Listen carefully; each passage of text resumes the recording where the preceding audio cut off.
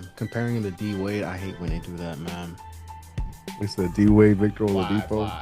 live. Yo, what up, Knicks Nation?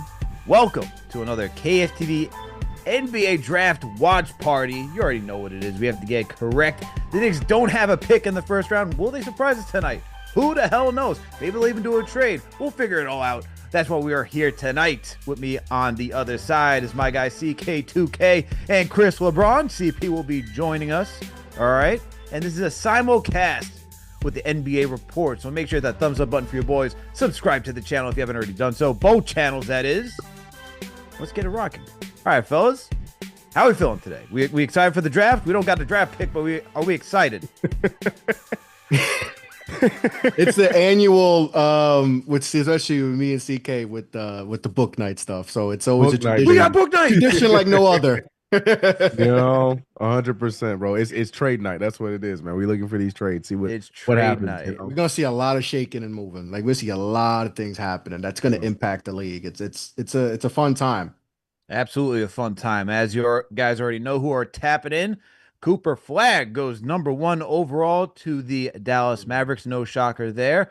And the San Antonio Spurs just continue to get richer, as Chris and CK were just discussing backstage, getting Dylan Harper. Not Derek Harper, one of the strongest hitting safeties in the league. No, they got Dylan Harper. That's who they got tonight. So what do you guys think about Dylan Harper, man? We already know about Cooper Flag. All right. There's enough of that about that. But how we all feel about Dylan Harper to the Spurs? The rich get richer. Yeah, right. And for that reason, I hate it. I'm gonna Exactly. I'm right? gonna say for that reason I hate it, because now I feel like this is a situation where maybe you're not necessarily stunning his growth because you know that they will develop him, but it's like who knows how much of him we're gonna see because of the situation he's in. We talked, like you said, we talked about it with the De'Aaron Fox thing, rookie of the year in Castle right there, and now I hate it for that reason. But at least with San Antonio, they gonna develop them. That's their thing. That's their MO.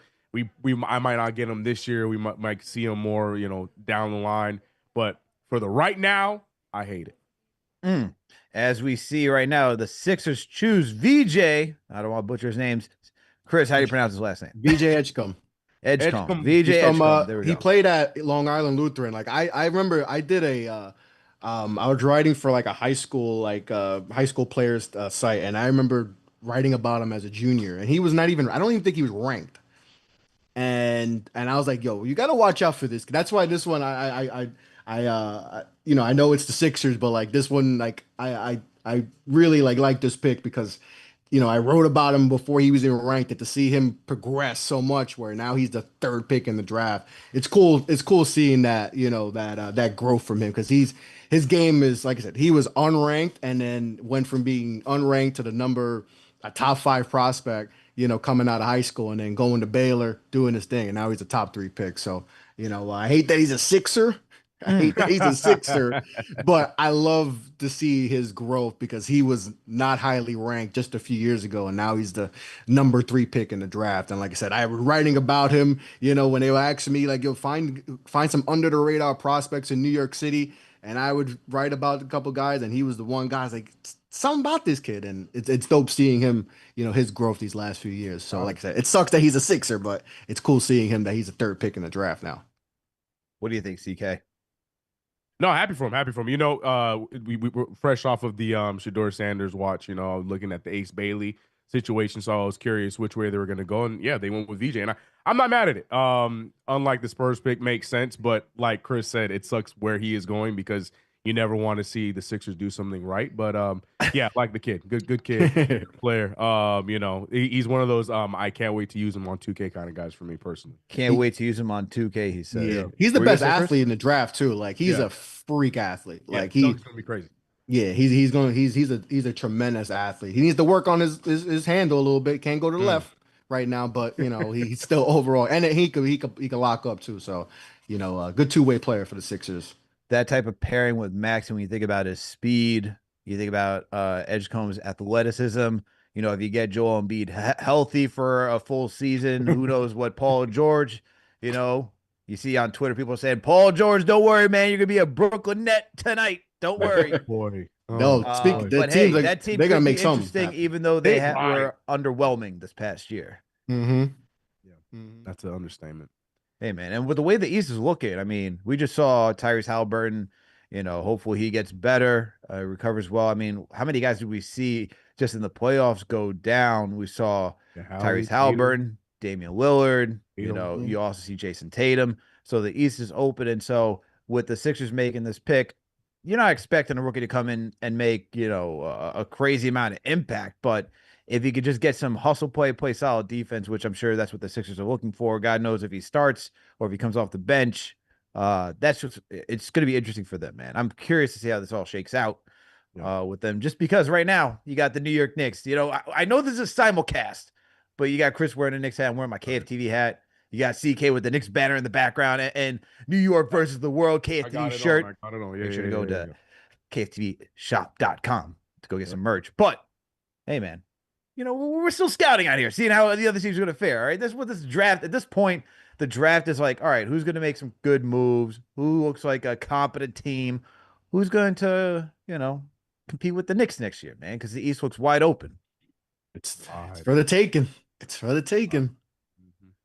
Especially because of those injuries you just mentioned.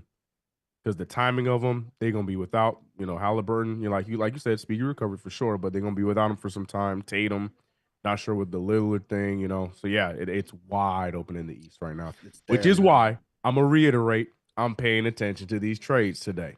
I'm paying attention. Do you guys think there could be a lot more trades? I mean, we already saw, KP going down to Atlanta.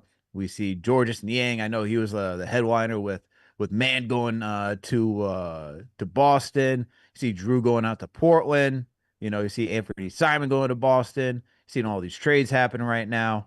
Has any trade stuck out to you guys so far? I hate that Simons is on the Celtics, bro. I hate it. That's the one. I mean, obviously a lot of big moves. We could talk about the KD stuff. That's West, but it's to Houston for sure. Cool. Yeah. But I hate, since we're talking about hating VJ getting drafted by Philly. I hate Anthony Simons on the Boston Celtics so much. But yeah, that's the one that stuck out to me. Needed scoring. They need another guy who can create. Good pickup. They did need scoring. I'm actually kind of intrigued at how Atlanta looks. If that team actually stays healthy. You? I'm intrigued. I'm not there yet, man. I'm intrigued, man. Yeah. I'm intrigued. I'm intrigued too. I'm not there yet, but like I'm interested in what they do today. I'm not a believer. I'm not saying I'm a believer. I'm just intrigued, man. For sure. Sometimes you're just cruising down the street, you see a new restaurant pops open, you never heard of it before, but you glance over and you're like, it's interesting. I might go over there and check it out, from time to time. Who knows? But just catches your eye a little bit. That's all I'm saying. You know what team got me like that? After somebody was mentioning it to me, Queen, shout out to Jamaica Queens in the chat. You know what team got me like that? Just looking at them like, I'm interested. Is Washington. They got veterans over there. That's a weird statement. And it's not like they just got like end of end of their career kind. They got some good, solid pieces. I mean, mind you, they got to stay healthy because they do got some injury prone veterans, but they got veterans over there along with a nice haul of young guys that have been showing out last year of names that probably the regular casual hooper does not know of, like the Georges, the Bilals, the what's my boy's name, Bub Carrington. Like they got some names over there where I'm looking at Washington like, hold on now, y'all kind of did something okay, y'all and guys coming off the books too. Yeah, and right. Guys are coming off the books within this year and next year, so like, I think they might be finally figuring it out in Washington. Figuring out how basketball works. Right. That's why they might be finally figuring it out. And with the Hornets selecting fourth, they got the pick in. I knew it. Con Knippel going to Charlotte. What do you guys think about this selection, man? I was hearing a lot of Con Knippel was going to be like top 5. And so I thought as high as 3. Some people said as high as 3. So him going here, he's a better fit than like an Ace Bailey. He's behind him and like Kobe Bray. Like there was an argument for those two guys being the best shooters in the class. He's strong. He's not gonna pop you with his athletic ability, but he's sneaky. He'll sneak up on you and keep yamming on you. He's one of those sneaky, athletic guys. But he could shoot, man. And especially when Flag got hurt, he took over. Like he really showed his taking guys off the dribble and obviously his shot making ability and underrated defensive player. You know, not going to be anything special, but like can hold his own. So I think this I kind of this is a good fit for Charlotte. Yeah. What do you think, CK? This is the least Hornets thing that I thought they would do because Ace really just screams that Charlotte Hornets young boy swag kind of thing that they're doing where they don't care if it equals winning, but it's just they It's swag new young ownership, guy. CK. Yeah, No Michael that's Jordan my there. point, and that's my point. They're showing that they actually mean business. Nothing against Ace Bailey. I'm not saying that, but like Chris was just saying, I don't know if Ace Bailey is what they necessarily needed for their squad. So it's a solid pickup. I like what they're doing there. Again, they got a lot of things. You know, this is probably one of 1,000 that they got to do to get that ship right. But Mhm. yeah, like I said, this is just the least Hornet thing that I was expecting, and I mean that in a compliment almost. You know what I mean? Yeah, they eventually you got to take things serious as a franchise. Like At some point, right? it's just they don't take things serious. Like, and No. everyone says it. Like anyone you talk to is like, yo, they just don't take it serious. Like LaMelo's not a serious player. Yeah. You know, Oldie Bridges not serious. Like, do you have a bunch of unserious players? So it's time to like, you know, stop being the butt of all jokes and like let's actually get players who can actually have high IQ, know Yeah. how to play basketball, and let's go. Like, let's stop being a joke. So, you know, this is hopefully this is the start for them. I hope so. I'm rooting for. I like Charles Lee. I'm a fan of him as a coach. It's just He's a good coach. that he got a crazy deck handed to him when he got that job. So I Yeah, hope that man. doesn't define the kind of coach that he is going forward. So we'll see, man. We'll see. But good pickup. Good pickup. And you got LaMelo Ball, you got Brandon Miller. I mean, you got Josh Green out there, Miles Bridges, Mark Williams. Where do you see where do you see Knipple fitting in? Is he a starter? Is he coming off the bench? What do you guys think happens to him? Bench, because they Bench. got Probably come off the bench for right now. they're Okay. solid at the wing right now. I know they're young and stuff, but yeah, no, he could be coming off the bench at least for right now. Okay. Okay. Add some shooting next to Brandon Miller. You know, needing more scoring out there in Charlotte. But as you said, as you guys were talking about, Ace Bailey didn't. I mean, that sounded so like Charlotte. It's like, hey, a guy that did not want to show up to workouts, you know, turning down things, man. I mean, like it just sounded Hornets Yeah. back at Michael Jordan Yep. would have been like, you know what? That guy's got attitude. That's what I need. Yeah. But hey, not anymore, man. Not anymore. But let's get back to some of these trade talks, man, because you talked about the Wizards getting some veterans on that side. And look, I like the way that they're trying to maneuver. I mean, how does that impact the pick for the Knicks? Is it like if they're an actual serious team, with they have a top 8 protection, does that actually convey if they're, a playing team and actually do something right? That's something that intrigues me with that team. But then on the opposite side, you got the Pelicans. And the Pelicans said, you know what? Who we want to pair with DeJounte Murray and Zion Williams? Jordan Poole. Bro, I don't know why, but it's if you guys play pickleball, you know this is what I think when I think of those three. Like these dudes, like very young generation, pull up with like the short, very bright and vibrant shorts. And it's just about vibes, man. They don't really care. They'll get a little angry that they're not winning, but it just feels like they're more so about vibes while they're out there. That's kind of how that team feels to me right now. What do you guys think about the Pelican side of that trade? I don't. The Pelicans. What we just said about the Hornets is what the Pelicans feel like to me, man. I don't know the vision. I don't know. It's just it's so crazy with Griffin as their GM. Like I don't know what they're doing. They fired him. He's That's gone. right. So see that Dumars. so true. Dumars You know what? I take it all back. It all makes sense. Go ahead. No, you're right. My fault. Joe Dumars is. I forgot, bro. I don't know, man. Like, who thinks Dumars is interesting. He's always been an interesting kind of like. Anyways, yeah. Jordan Poole and DeJounte Murray next to each other, like the words Chris just said. Interesting. It's an interesting front court. I think it's all trying to put your chips into trying to for 26 for next year's. Okay, I don't think Zion's going to be there. I Nope. think they're just trying to wait for the right opportunity to move him. Yeah. But I think they're trying to just, it's a new GM. Like I said, obviously the Zion stuff just hasn't worked. He just hasn't been on the court enough. And it's just like when he has, they're like, they're like a top 4 seed, but it's just he's not playing enough. And like at this point, it's like, all right, this is 5 years of this, man. Like how much more? We're gonna do another year, like all right, and then go through the same stuff. Like I think it's, we're just gonna try to shoot for the hit the lottery next year, because just like this year, next year has a chance to get a true couple blue chip guys, so Yeah. yeah, I think that's what they're going to be doing, so yeah, I think Zion's going to get moved. I think they're just putting themselves in position to get the best chance to get a high pick next year. It feels like this team could either go in two directions. One, it could either be a lot of fun, interesting to watch with that roster, or it can go completely wrong. And, they're the new Washington Wizards, and they probably win like 17 games because guys are either missing time, not playing seriously enough. Who the hell knows? And now we got the pick in coming for the Utah Jazz, and let's see who they are about to select. They're Trey hurt. That Johnson, can our open the door. ace. Who do we think? I'm gonna go with Trey Johnson.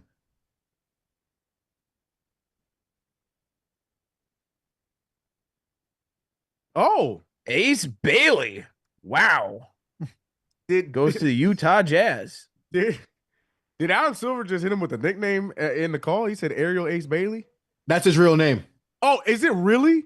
Yeah, it's his real Oh, name. Ace is his nickname. Is his nickname. His real name is Ariel. Okay. It just shows you like everything we heard. It's all just smokescreen. It's just all to just try to get your guy. You know, like we heard all this stuff, and you would have thought he would have dropped to the 20s the way he was getting talked about, Right. and he still goes top five. Yeah.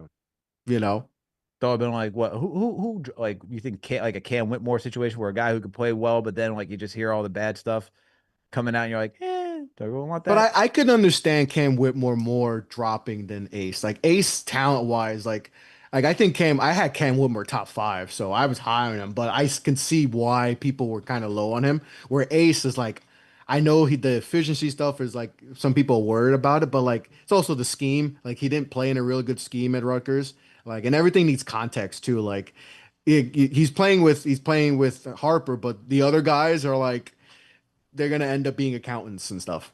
So there's that's why with college stats you can't just read into college stats because they lie a lot. It all dependent on the system you play in, the players you're playing with. So like he's a top. He might be the best talent in this draft. Like he has a crazy upside. So it's just a matter of just refining his game and just getting him more under control. And they needed they just like the Nets, which is I'm surprised the Nets didn't try to move Trade up. up. They Yeah. needed a high upside guy because they have a bunch of good guys, like good young players, but they didn't have that one guy you're like, yeah, if he hits, he's special. Like they have a bunch of guys, if they hit, they'll be good players, but they needed a guy like him. So I understand that. CK, do you think Utah is the right place for Ace Bailey? In in theory, Utah's such a boring organization, but it's that same thing like I was talking about with like San Antonio. Like they've done a good job with the younger talent that they've had. Outside of we still did, I don't feel like we saw Cody Williams at all last year, but that's neither here nor Yeah, he there. got hurt. That's okay. Just wanted to make sure. But yeah, I mean, fit wise, I mean, it's wide open for him at his position. I mean, you could probably slide him in and start him right away. They got what's my boy's name? That's coaching that Dwayne Wade loved so much. Oh my God, I forgot his name. That's coaching Utah right now. Oh, It's gonna not escape Will me. Wade. I was thinking of a different coach. No, Yeah, I thought either way, young coach that they got from the Will whole Hardy? You talking about Will Well, Yeah, Hardy? thank you, Hardy, thank you. yeah. So he's doing a solid job with the younger players. So again, development wise, Utah's in no rush to get anywhere. Like I said, he'll slide right in. I'm not upset with that pick at all. Like I said, Utah's just a boring team sometimes for me. Does Utah trade some guys though? That's the question Yeah, They have because to, that's right? the I because could right see now them. you Yeah, got for sure. you got Collier, you got Sexton, Marketing, Collins, Kessler, you got Keontae George, Jordan Hendricks. Clarkson, you got Yeah. Hendricks. There's a lot of guys out in Utah, and they've been they're competitive. It's interesting. Like if you watch them, they were a Go. competitive team, but they were just not. They just weren't winning games. They were in games, but they just weren't winning. So Yeah. where do they fit with Ace in this like what's the outlook with Ace going for this team? That's going to be the bigger question because they could either do a wholesale and say, hey, get rid of Sexton, Marketing, Collins. You know, you can still keep Kessler because you still need a defensive center, or maybe you sell high on him. But do you strip it all down, say, Will Hardy, we'll give you another team to work from, Yeah, or yeah, that's the bigger question. What direction does Utah go? yeah. I think Collins got to go. And I think they gotta, while the stock is still high on him, they gotta move Markkinen, in my opinion. Like you said, Kessler, I know that there's always those rumors around him, but I feel like he's fine where he's at. I think you continue to, develop with him there. Again, unless that offer, you get that phone call for the right offer, then do what you gotta do. But Mhm. if for who needs to go, and I feel like that they need to take the opportunity, while John Collins is still a commodity among some teams, you flip him. And I think marketing, same thing. I think while they're still, talkable, or guys that you can flip and possibly get some more draft picks or get another piece. Those are the two names I'm looking at. Colin Sexton, too, honorable mention, but it mainly for me, it's Collins and marketing that you got to look to move.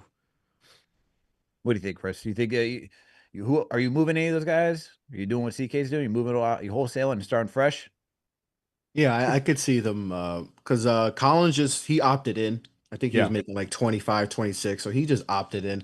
Sexton is always, I feel like he would be so much more appreciated on a playoff contender. Like I just think he's a big time player. Like I remember at Alabama, he was 3-on-5, like one game where everyone got ejected and it's him and he almost won the game with almost to two come other back. guys going against five. Like I always go back to that. Like he's just a dog, and like I feel like he can help a team. So I think they could, flip him. And Laurie, I don't know what they're doing with Laurie. I didn't think they gave him an extension. They gave him an extension. I don't know. Danny Ainge is a very strange individual.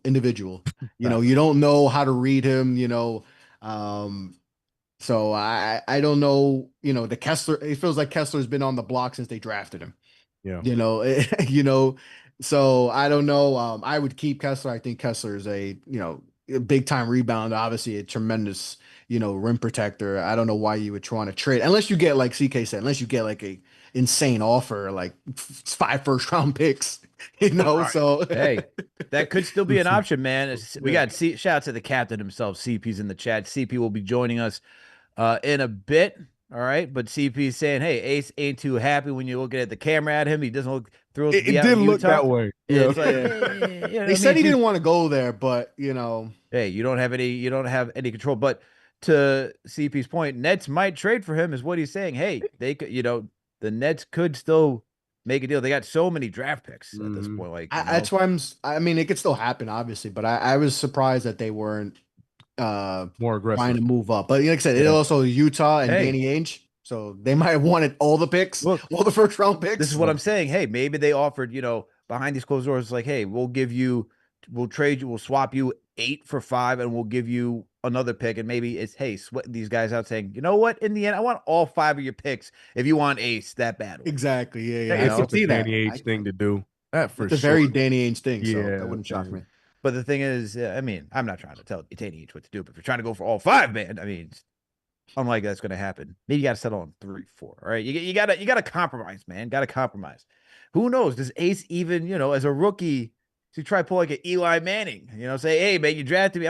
I mean, he can't go back to school, but it's like, hey, man, I'm not going to play. I'm not going to show up. Imagine. Oh God, that'd be Who knows, insane. man? Who That'd knows be what could insane. happen? Salute to Knicks Nation. Salute to the NBA Nation as well. We are simulcasting through KFTV and the NBA Report. Make sure to hit that thumbs up button for your boys. Subscribe to the channel if you haven't already done so. With me on the other side is my guy Chris LeBron and CK2K. We are covering the NBA draft and talking trade talks. If you'd like to call in and get your takes off, you can always hit up on the Discord. TM, Chief Modern Operation. I see you in the chat, man. Salute to you. Salute to you for always doing such a great job. If you could just please drop the link for the people so that way they know where to go to if they want to go to the Discord and call in. That'd be much appreciated, my man. Hey, we're covering the draft tonight. Only doing round 1, and just like Josh Hart, I don't need to ask when it happened, but why are we doing this? Why? Why are we doing one night first round, another night So second round, stupid. man? Like, It's Money, yeah, money. 100%. but who's tuning into night 2? Who? People like me, yeah. But Right. We are hitting I'm the a sicko like that, the but niche with the I second think round with Chris LeBron. I think once they did it last year because let's be real, they did it last year because of Bronny, right? And that was Yeah. going to give you a Yes. rating. So Yeah. they were just like, all right, let's just keep trying it and until if the ratings are down, and it's not worthy, then we'll stop it. But why stop it if it's going to keep generating more money? They still bring players in, like they do another version of like Adam Silver. They have like I think the deputy guy, and so they do like a Yeah. with the players. So the players have that moment too in the second round. True. So I guess, but I wish it was just one day, but we know, they want money, so it makes sense. Devil's advocate, you could say that, you might get potentially more of the trade buzz in day two. I mean, Mm, like you could make that true. argument because of the infamous, So the draft all becomes of second background round noise, is what you're picks. telling me now. Yeah, 100%. So they can still have a arena to show it live when this or that happens. But yeah, 100%. Like Chris said, it's Yeah. all financial, bro. Um, Yeah. I I don't think know. I they don't know. last year they did it like but the thing is with the timing, they did it like at 4 p.m. Yeah, last year. yeah. Like Yeah, like that's like who's it's who's home from work to 4 watch that? p.m. on like a Thursday. It's like, wait, I just like why are you doing it that time? Like do it at night at least, so at least people are home and they can, you know, While they're uh, cooking or you know yeah, what I yeah. mean? Like we Yeah, do, yeah, yeah. you Right, got a background music, right? You just like, right, oh, right, right. like so maybe that but they need to do a better job of if they the 2 days you want to do 2 days, do a better job of letting people know, have more information about the guys who could potentially be in the second round.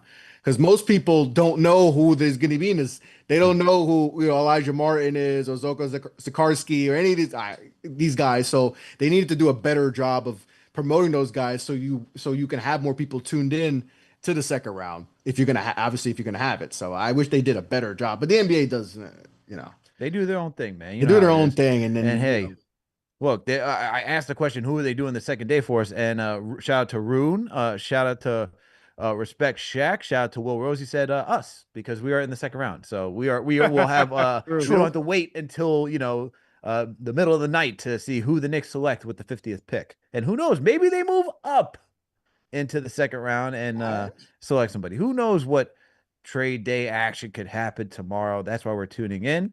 And look, another draft just happened. We got Trey Johnson being selected by the Washington Wizards. CK, I'm going to start off with you this time. What do you think about that selection for the Wizards? I hope Chris has a way better breakdown because for me, after everything I was saying about Washington, I'm a little curious about this one because a bunch of the names I mentioned about Washington with the younger side play in that same position. So I'm a little curious here why I know they traded away Poole, but I thought they traded Poole away to highlight those Bub Carringtons and Bilal and but again, you can't have enough as we talked about with San Antonio. Trey Johnson, a hell of a talent, so I get that, but yeah, I'm gonna need Chris to break this one down for me because my thoughts with Poole gone was you're opening it up for those other young guards, but now you just added another one to the room. So curious there. So what you got, Chris? just imagine Jordan Poole, but more efficient, Efficient. way more efficient. I knew That's that. what you get with Trey Johnson. That sounds like a really good player. Yeah. So that's like if we're going to do comparisons to make it easier, like imagine Jordan Poole, but he's Jordan Poole's last year with the Warriors when they won the championship. Like he was a more efficient player, can actually play into the system. You could trust him with the ball in his hands. He's gonna make the right decision, right shot.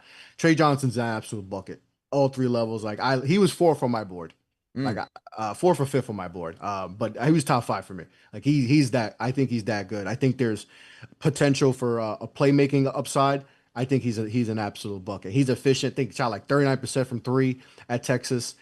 Big shot, played big in the SEC. I mean, first year, I think this is Texas' first year in the SEC, and the SEC is SEC in basketball is maybe the best conference ever in basketball for a single season. Like it was a gauntlet too, and he Mm. shot the ball like the lights out of the ball, and was a big time shot maker. So yeah, and a more if Jordan Poole was more efficient, that's what you can potentially get with this with Trey Johnson. So I think I heard a lot with Wizards and him, and it makes sense.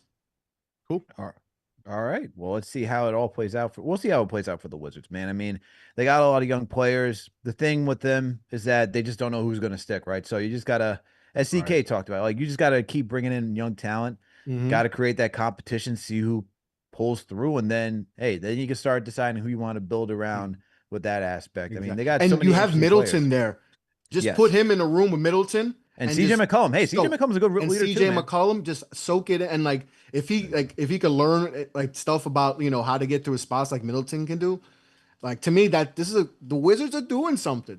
They're doing something. Like I know they wanted the top pick, obviously, and they didn't get a top 3 pick, but to get Trey Johnson with the 6th pick, like that's good. And then you have good vets around them. Like the Wizards are finally potentially figuring All things right, man. out. Let's not go too far. All right, they gotta I prove said it. But fine, maybe figuring things out. Maybe. It's a lot better situation they were just a few years ago.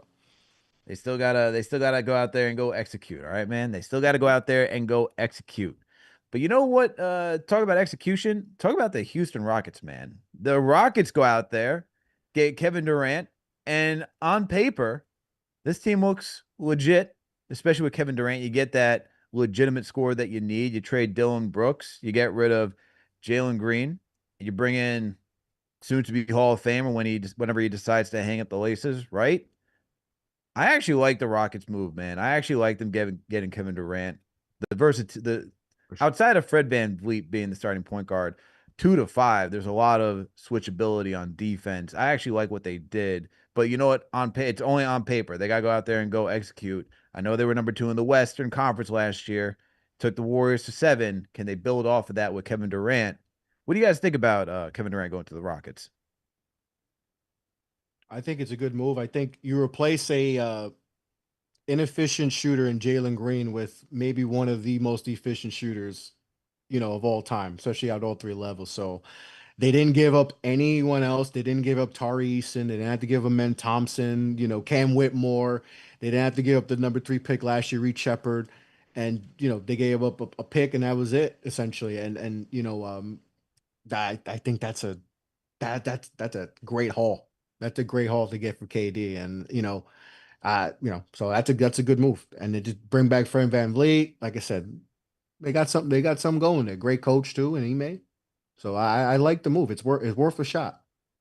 Absolutely worth a shot. CK, what do you think about the move? Yeah, we the whole conversation about Houston last year, even through their great year, they were number 1 at one point. Everyone was saying they're nice, but they're they're inexperienced, like they're too young. This, that, youth. Well, that's gone. And not only that, to Chris's point, like you said, you just got one of the most efficient players, even at that age. Everything about it lined up. You kept the the fact that they kept Jabari is still crazy to me. Barry Smith too, like crazy. They kept him Yeah, too. yeah, yeah. Like shout out to Jalen Green. There's still, I feel like there's still a lot in the tank for him for his career. I know people are already counting him out, but to Chris' point, like he is efficient right now. And if you're gonna make that leap and you get a Kevin Durant while still having guys that are developing into stars like Amen Thompson, huge pickup. Definitely great fit. Yeah, Houston definitely did the thing that you wanted to do, especially to try and take away some attention from the team in the West that won the NBA championship, letting them know like, yo, we'll see y'all next year. You know what I mean? So I like the pickup. I think Kevin Durant makes sense. I know the big thing is, he's too old. Nah, for what he does, I feel like his fit is gonna be great. I think he's gonna be a good pickup for them. I agree, guys. And I'm very curious to see what the Rockets do with the 10th pick in this draft, right? That's crazy too. Like they got the 10th pick. They get Kevin Durant. I mean, you just add another young guy to that roster. Who knows? No, Oh, they gave that. No, they got the 10th. No, the Suns have the pick. Yeah, that's right. That's Phoenix's. Yeah, that's That's Phoenix. right. Sorry. No, it's not your fault because the NBA, the only sport that does not change that Yes. on draft. I don't understand that. Yeah, officially, why it's does the team technically have the to draft Rockets it, then still, yeah. go to? It's craziness, man. Yeah. Just remove that NBA. What are we doing here, man? It's like Kobe in a Hornets hat. Like, oh, he was a Hornet for like a few hours.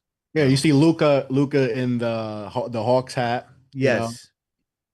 Yep. Nonsense, man. Just fix Adam Silver. What are we doing, man? What are we doing? Small markets get to the NBA finals. That's what he's doing. That's what he's focused. Well, he did a good job about doing that this year. All right. Well, let's get with get back the to Dollar Tree hats. Like, Oh come my on, God, now. that was Oh my man. Come on now. I look Bro. forward to the draft day hats every year. But you know what? I'm not hurt by it because we don't have a first round pick, so whatever. I don't care about the draft hats this year. Fine. Yeah, I mean, I'll save it for later on how I feel about the hats. All right, we got to talk about this draft right now. 7th pick for the New Orleans Pelicans. Jeremiah Fears, guard. All right, coming out of Oklahoma. Chris, how you feeling about this guy? He scares me, man. He Why does he scares scare you? me. He scares me because Scares you in a good way or scares you in a bad way? bad way. Mm, The efficiency worries me. Now I know he played in the SEC, and like I said, he played against tremendous competition night in, night out. But I feel like a guy who needs the ball in his hand a lot and is not efficient and is a dribble guy and not really great off ball. That kind of worries me. That kind of worries me. Now he's in a good spot with the Pelicans because he'll be able to play and they need a point guard. But I I worry. I worry a little bit about if he can ever reach his maximum ability because I don't know the efficiency stuff. I don't know. I'm not crazy about it, and he's small. So if you're not efficient and you're small, that's a to me. I don't know. It's a bad combo. It's a mm. bad combo. Like he could. Who's the guy that the Pelicans had? I forgot the guy's name. He's Tyra similar Lewis, guard. Man, Add so okay, not Hawkins because that's all no, right. no, not Jordan Hawkins. Yeah, They had Kyra him a few Lewis, years back. No, not Kyra. Kyra Lewis was a disastrous pick too. I forgot the guy's name. He was a San Antonio. Kind of reminds me of that type of player. I'm trying to think of the name. It's gonna pop up. Maybe someone in the chat can say it. He was an inefficient point guard, but he was very similar to what Fears. And then I don't know. I'm not crazy about Fears. I had him like in like the 17-ish range. But yeah, not crazy about his game. yeah. Okay. What do you Uh, think, CK? I just I don't understand the fit again. But we are talking about New Orleans, so it is what it is. Like I said, I get he was hurt back and forth this past season in Hawkins, but that's what I'm thinking of. I'm like, what are we doing with that pick? I don't know, but it's Pelicans. Again, stashing the young guards. I don't know. I don't get the fit, and Chris just made me feel even Devontae Graham. There you validated. go. Devontae Graham. Oh, Devontae Graham. Oh, Devontae Graham. Oh, yuck. Yeah. Yeah. Very good point. Yeah. I No. every time I watch Fears play, I get that Devontae Graham vibe. Yeah. Oof. Yeah. Devontae Graham had 1.5 good years. Yeah. I was about to say it was like there was like it was like and it was brief in Charlotte. Yeah. Yeah. Very brief. Yeah, Very yeah, brief. And that was mainly because he was getting shots. But yeah, not a fan of the fit, but hey, New Orleans go New Orleans. Hey, they Not for the got Knicks fans in the building, bro, for the draft. but they got DeJounte Murray out there. You got Jordan Poole, so he's not gonna play. You That's just what I'm hope that saying. maybe he can develop. But You might want to play if you're thinking about tanking and trying to get top pick. You might want to play him. He might help you. see this is the one thing I do not like. If a player's not ready to play, you just throw him out there just to tank. Like you just ruin the confidence. You don't help the development process at all. I Right. don't like anything about that, man. I don't like anything He about does have that. confidence. He is confident, so he Hey, will you can show have it. hey, the problem. you can have confidence, and it can be That's the shot. problem too, in a sense. He has so he doesn't mind shooting 37% from the field as long as he's going to get his 15 shots. Wow. So He's you not telling me if afraid he to gets the shoot it at ultimate all. green light, oh man, that sounds rough. I wonder what Brooklyn does here. What do we think Brooklyn does, guys? Igor, They're I up think next. Igor. Huh. Oh, they just made the selection. What am I talking about? Igor, how do you pronounce Demon, the last yeah. name? Igor Demon. Demon. Yeah, All right. He's Huh. From BYU. Guard.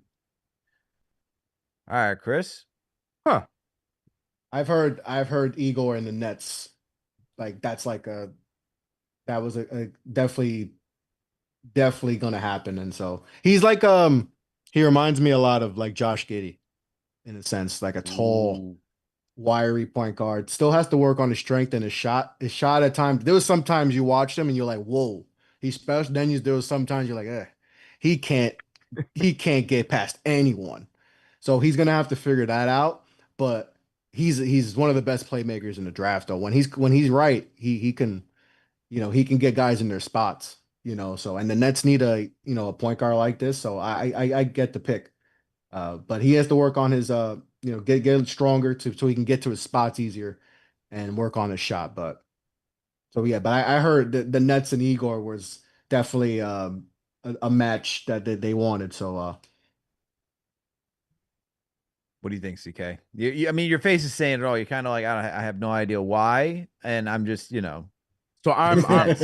I'm a typically a fan of the big playmaking point guard, right? Mhm. Igor's not one of them for me though. Like when yeah, you just watching him dribble has always been something for me. And they're showing it in the highlights too. Just the I don't know. But like Chris said, like getting a ball mover is probably the best case scenario for them because that's what they would need at that point guard position. So I get it. But I'm still stuck on the Ace Bailey rumor. Maybe I could see that flip, and he's a part of any kind of deal that goes over to Utah, and then maybe a better fit over there. But I don't know. I don't know. I'm not crazy about the pick. But yeah. again, I don't think the flip's gonna happen now because I wouldn't get Igor in Utah, to be honest. I don't you don't like think that so? fit Okay, there. So I don't know if that's gonna be the case anymore. that's their guy. That's Yeah, I Brooklyn's think the guy. Nets, but I've heard the Nets really liked Igor. Like that was one thing that like they were gonna target. They were gonna get a combination of like him and like Malawatch. That's why if Mm, with the way okay, Malawatch is dropping a little bit, like if I'm them, I try to move up and try to get Malawatch. Mm. they're You know, at try to move. 14, right? Is that the next pick? Their next pick is 19. 19, 19. So I I'm mean, you would have to worry about like the Hawks and the Spurs with Malawatch because the Blazers have enough bigs. The Rockets don't need big. Toronto, but I think Toronto's more like a send you good type of spot. mm. So OKC could be. You don't want OKC getting a Malawatch. That's just you don't want that happening because that's the rich get rich. Like we talk Right, about the right. Spurs getting like you don't Malawatch going to Oklahoma City is like all right, that's what they need, and you give them maybe one of the best bigs in the draft. So if I'm the Nets, I'm Move calling up. someone, try to move up. You got the picks. Okay. Got the Look, picks, right? You gotta, this is like I said before, this is a big draft for that front office. They might not, they probably won't be here next year if things don't go right. So they got to Facts. figure things out. and look, the Nets got D'Angelo Russell, but I think his contract's expiring. They got Cam Thomas, Zaire Williams, Cam Johnson, Nick Claxton. Yeah, yeah, It's yeah, yeah. Nasty. yeah, Any it's not a opportunity to great put team. D'Lo off the ball, I'm sure they're going Yeah. for that. So, Yeah, so that's exactly what they're. I mean, they're looking at. They're probably saying we don't really have a point guard they can get. And I think if you're looking at the Nets, you're saying, hey, we want Cam Thomas to get, to have somebody that can facilitate to him. Maybe that's what their thought process is. Who knows? That's what I'm thinking, right? They maybe. try to play the two guard lineup, have Cam play more all. You don't want him being your primary ball handler. Like that's not going to get you. That's not getting you into the play in at least. Like maybe they're thinking is playing more off ball and let Igor have the ball in his hand more. Now they just need got to find another a wing or a rim running big that because I think Claxton's going to be on the move too. I think they could flip him. So Mm. They should. they They should. should flip him. They Are you should have spot flipped him on? last Yes, trade deadline, exactly. but Yep. Yep. I agree. Now we got the Raptors on the clock. Raptors in a lot of trade talks. Apparently, they didn't want to include Jakob Poeltl for Kevin Durant. That's an interesting team. You see that there's talks of, or you see swirling around on X and throughout socials that RJ and Quickly could be on the move, right? Who knows what they're trying to do out there? They got Brandon Ingram on that team. Who do the Raptors choose at 9, and what is their future? I have no idea. I Like don't. I was like this past season, I was actually intrigued on what, I still want to see like our guys who are on the Knicks and help bring us to success. Like I want to see those guys succeed. I want to see how they could perform outside of Madison Square Garden. So I was hoping to see Quick and even RJ, take another step. RJ had a decent season when he was on the court. I mean, his scoring was Yeah, there, the team is scoring. but where do you go now with Brandon Ingram on the team? Another guy who needs the rock. Uh, I don't know, man. I Such a just don't. I weird just don't know where situation. you want to go as the Raptors. Yeah. I think I'm probably the only person in all of the NBA that's just not a Scotty Barnes fan. Me personally, I don't know. I don't know. The Yeah, Brandon Ingram puzzle piece too. We don't even know. He even play after y'all trade? I don't think he played a single a game. little bit, very rarely. He didn't play Yes. much. I So don't get, and they gave him an extension too. yeah, I don't know. I I don't don't know know what the Masai what lost his fastball. That's all I'm saying. He lost his yeah. fastball. Mm. Lost his fastball. Yeah. Yeah, I would look at you know what's funny? This is where I thought Fears would have ended up. Because I think that if anything, like beef up the guard because they're guarding their guard situation. They were going down to what's his name? Bro, we keep forgetting names on this damn show today. What is his name? Rookie Shed? How do you say his name? Oh, Jamal Shed. Jamal Shed, which he ended Yeah. up showing out pretty solid when he played. But I feel like they're just like a carousel at the guard position. And now, like as you just mentioned, Alex, with the quickly trade rumors, yeah, if there's a position to look for, if it's not big, then I'm looking at the guard for them. But Yeah, I could see Kasparas Giacchionis from Illinois. Like that could be okay, the type of like he's a playmaking type of, you know, wish they would. point guard that maybe the fits best with, the wings they have. That he could put them in the right spot. I don't think like a Fears would have been ideal because he's just gonna score. They don't need that. They need someone who's gonna put guys in the right spot, and play make. So um But the reason why, because of what we just talked about with the ball dominant players that are already on the team. So at least mhm. with Fears, he gonna let it rip. So it's like when Yeah, that ball ends up in his hands, the time that Ingram does it, that's just why I saw it making sense. Because you're right. But are they gonna give that point guard the opportunity to even move the ball, whoever it ends up being? yeah, yeah, yeah. No, you're right. Look, for the Raptors, man. I mean, I'm just looking down this depth chart. Quick, Ingram, RJ, Scotty, Pirtle. Shout out to my guy Will Liu who covers the Raptors out in Toronto. He always talks about Vision 6'9". They're always trying to have the switchability of these guys who are like 6'9" and whatnot. And I know RJ is not that. He's 6'6", but you got Ingram and Barnes, and I'm like, I don't know what this team's looking like, man. You got Abaji as well. You also got Grady. All right. Got Grady Dick on the team. So what's gonna happen, man? Why And wouldn't who? they get a big? I don't understand. It's not my team. I don't care. I don't care. You do what Colin Murray Boyles I don't get it. going I don't get to it. the Whatever. Toronto It's Raptors. just keep beefing up the wing. I guess that's their thing. That's I the don't get Toronto. it. That is exactly what I was talking about Vision 6'9", man. That is what Messiah's on, bro. He's like on this vision of just like, I'm going to have the most versatile team possible. And it's like, are you, bro? Yeah. Are you? Hmm. You I guys don't seem too thrilled about it. So just defense, like he's a really good Right. defender. Like you heard a lot of people, like I said, I'm not a big on the comps, but Draymond, which I think we just sometimes people throw around stuff too much, but Yeah. he's a really good defender. But I don't think that's what they needed here. I rather have Kamal Malawatch would have been to be better, because you could flip. Jakob Pearl's been on the mark to trade. Like they traded him already, and then they brought him back. Like so, it's like I don't know. I would have went. I think there was another options, but I heard. Listen, I saw people have Colin Murray Boyles as high as 2, as high as the mm, number 2 over Harper. So like, there's a lot of. He's one of those guys where it's either you really like him, or you're like like me. Like I'm more in the where people are like, oh, he's a top 5 type of player.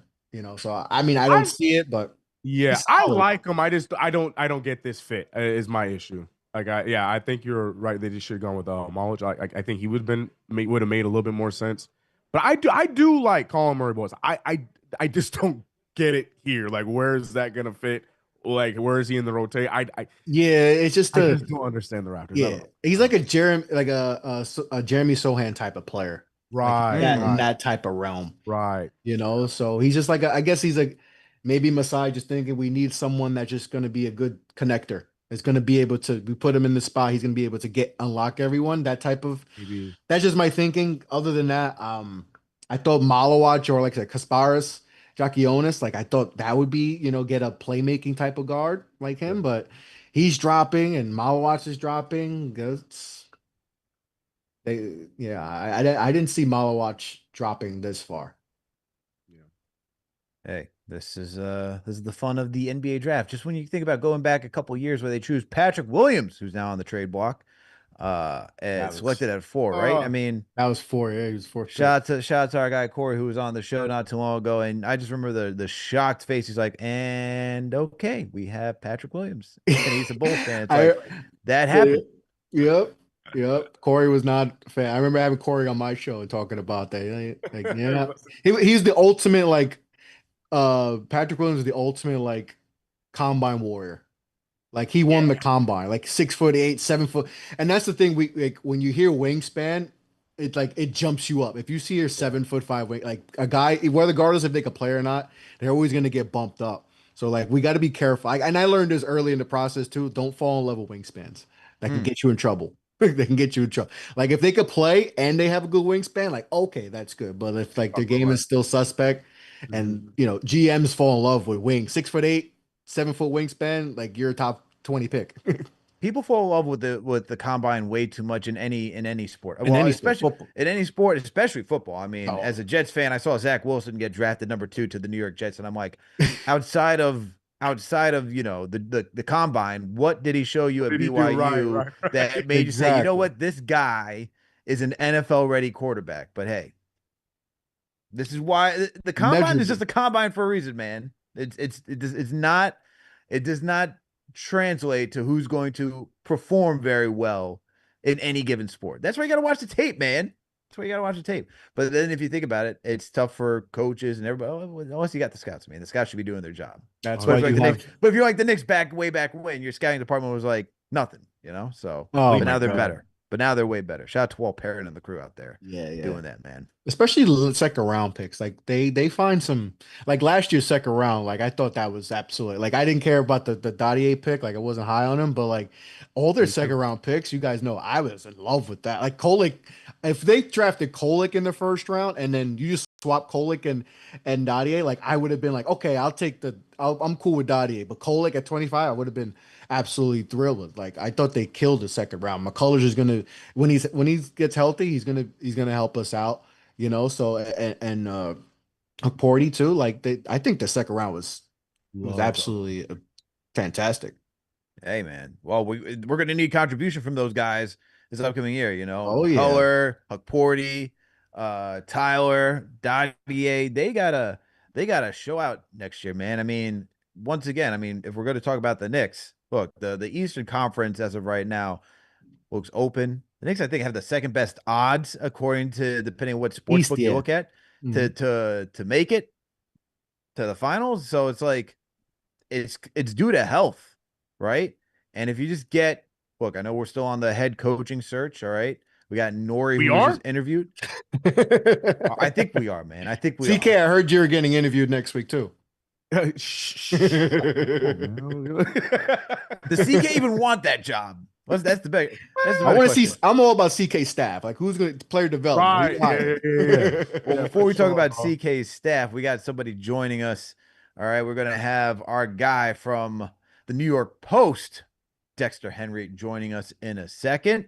Nice. So let's get ready for Dexter to join and give us his thoughts on what's happened in the draft, the trades. All right, we're gonna have Dexter. We're waiting for producer CP before CP joins us. CP doing the producing work, working behind the scenes, man. CP, a man of many talents, many talents.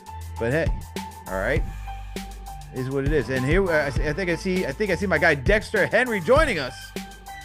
Is he here? What's up, man? What up, Dexter? How you doing, man? I'm doing good, guys. I'm doing good. Trying to pay attention to this draft. Pretty interesting. Just saw the Hornets traded Mark Williams to the Suns for I think it's a 2029 first round pick. I don't know what the Suns are doing. What y'all need picks. I don't know what they're doing, but it's whatever. Anyway, how y'all doing? How's everybody doing? We're good, man. And I mean, Good. we're good. We're just, trying to break down what we're seeing on draft night. I mean, you're just talking about the Suns trading picks, so yeah, it's news to us right now. You're breaking that. Oh, my bad. And that's why we got you on the show, man. I see Texas on the NBA Report with CP breaking it down on the regular, so make sure to go check out the NBA Report. Quick plug. All right, this is a simulcast once again through KFTV and the NBA Report. Hit that thumbs up button for your boys. Subscribe to the channel if you haven't already done so. Make sure to go subscribe to the NBA Report as well. CP, Dexter doing the damn thing over there, breaking down the NBA. They did a phenomenal job breaking down the postseason, all right, and breaking down the finals over there. So make sure to go check it out if you haven't done so already. Dexter, break down that trade, man, because the Suns traded what? And not only that, they just added Malik on the. No, sorry, go ahead, Dex. I'm sorry. Malik is in it. Oh, I just see that just now. picked him up. Yeah, Phoenix just picked him up. No, CK, thank you on that. I just saw that. What? Yeah, That's they what just I'm drafted saying. Malawach. Yeah. So, So they get Mark Williams and Malawach. So They Mark traded for Williams, the 29th. Malawach for the, and the Hornets will get the 29th pick tonight and a 2029 first round pick. Yeah, so Suns got both of them. They also have Booker now, Jalen Green, Yeah, Bradley. a lot of Beal, redundancy. Yeah. A lot of redundancy. Yeah, Chris, a lot of redundancy, right? Like I don't, I might need some time to make it make sense. You're gonna try to make sense of that? Yeah. I wish If you can make sense of that, Dexter, I got some jobs for you, man. I just think, okay, I'll say this. I'm blanking on this new Suns GM's name right now. It's his first time doing this, inexperienced first time NBA GM. I don't think there was much he could have done in the KD trade. I'll say that. But for a team that needs picks going down the line in the future, and it seems like they still believe they could win now, and I don't believe in that team can win now. There's just a lot of redundancy, as you guys said. Brian Gregory is the GM of the Phoenix Suns. By the Charlotte, I think this is great for Charlotte. yeah. I think Charlotte is saying, you know what, Mark Williams is injured a lot. They want a big that desperately. We'll kick back and get some other draft picks. It opens up a little bit of cap space for us. It's crazy. Like I don't even understand. I almost even understand why the Suns had to give up a draft pick. Like if you think about it that way, the more I'm thinking about it, I'm like, you just drafted a center, so I'm giving you a lottery pick this year. So why am I even adding additional picks on top of that? Like, I guess what I'm saying to sum it up, sounds like they got fleeced. That's all I'm saying. Just it feels like it. Imagine this was all because a phone call wasn't made. So like the draft room, they were all ready to draft Malawach, but they didn't get from the GM side that they were going to make the Mark Williams trade. So they did both at the same time. Imagine that's all that this was. Yeah, I don't understand the mindset on what's going on. I think Chris put the redundancy. Like every position on this team right now, it's like the same. And they still don't have a point guard. I don't know. The Suns, I mean, it just doesn't make sense. But unless they're just like, bigs are back, and we just want a bunch of bigs, we want to see what everyone else is doing because obviously we haven't known what we don't know what we're doing anymore. So maybe we get bigs, maybe that works. But I mean, I love Mark. Listen, I'm a Duke fan. I thought Mark Williams was great at Duke, but sure, he hasn't played a lot of basketball. He hasn't played a lot of basketball, and his defense is a little overrated too. Like, so I don't know. So you think the draft pick's like an insurance policy because of that? I think it's an insurance. Like that's the only thing that makes sense. Yeah, like with Jalen Green too. I think they're gonna flip him. Like that makes sense, right? To flip him, not keep him. But I don't know. The Suns are just in a, Matt Ishbia came in here thinking, he knew what he was doing, and he set the franchise back a big, a lot, So I don't know what's going on. He's doing what James Dolan did, man. When James Dolan took over the Knicks, it's new owner syndrome. It's new owner syndrome. Like 1000%. a lot of these new owners, and I mentioned this before. I was talking to somebody. It's like I'm worried about these new owners coming in and making all these moves and ruining franchises. Like it seems like they're just making a lot of irrational moves to just show, like, hey, I'm here, I'm the top dog, and. Did we lose Chris? I think we lost Chris. Oh, we lost Chris there. Oh man. He was about to go in. He was about to spit. Right. He was about to spit, man. He was about to spit some facts. But hey, look, I think you guys said it's more of an insurance policy saying they didn't have any bigs, and now they want to have all the bigs. Although what's interesting is the new ownership for the Charlotte Hornets have not done something as drastic as Matt Ishbia with the Suns. So they seem to be on the up and up with just how they're trying to move and figure things out.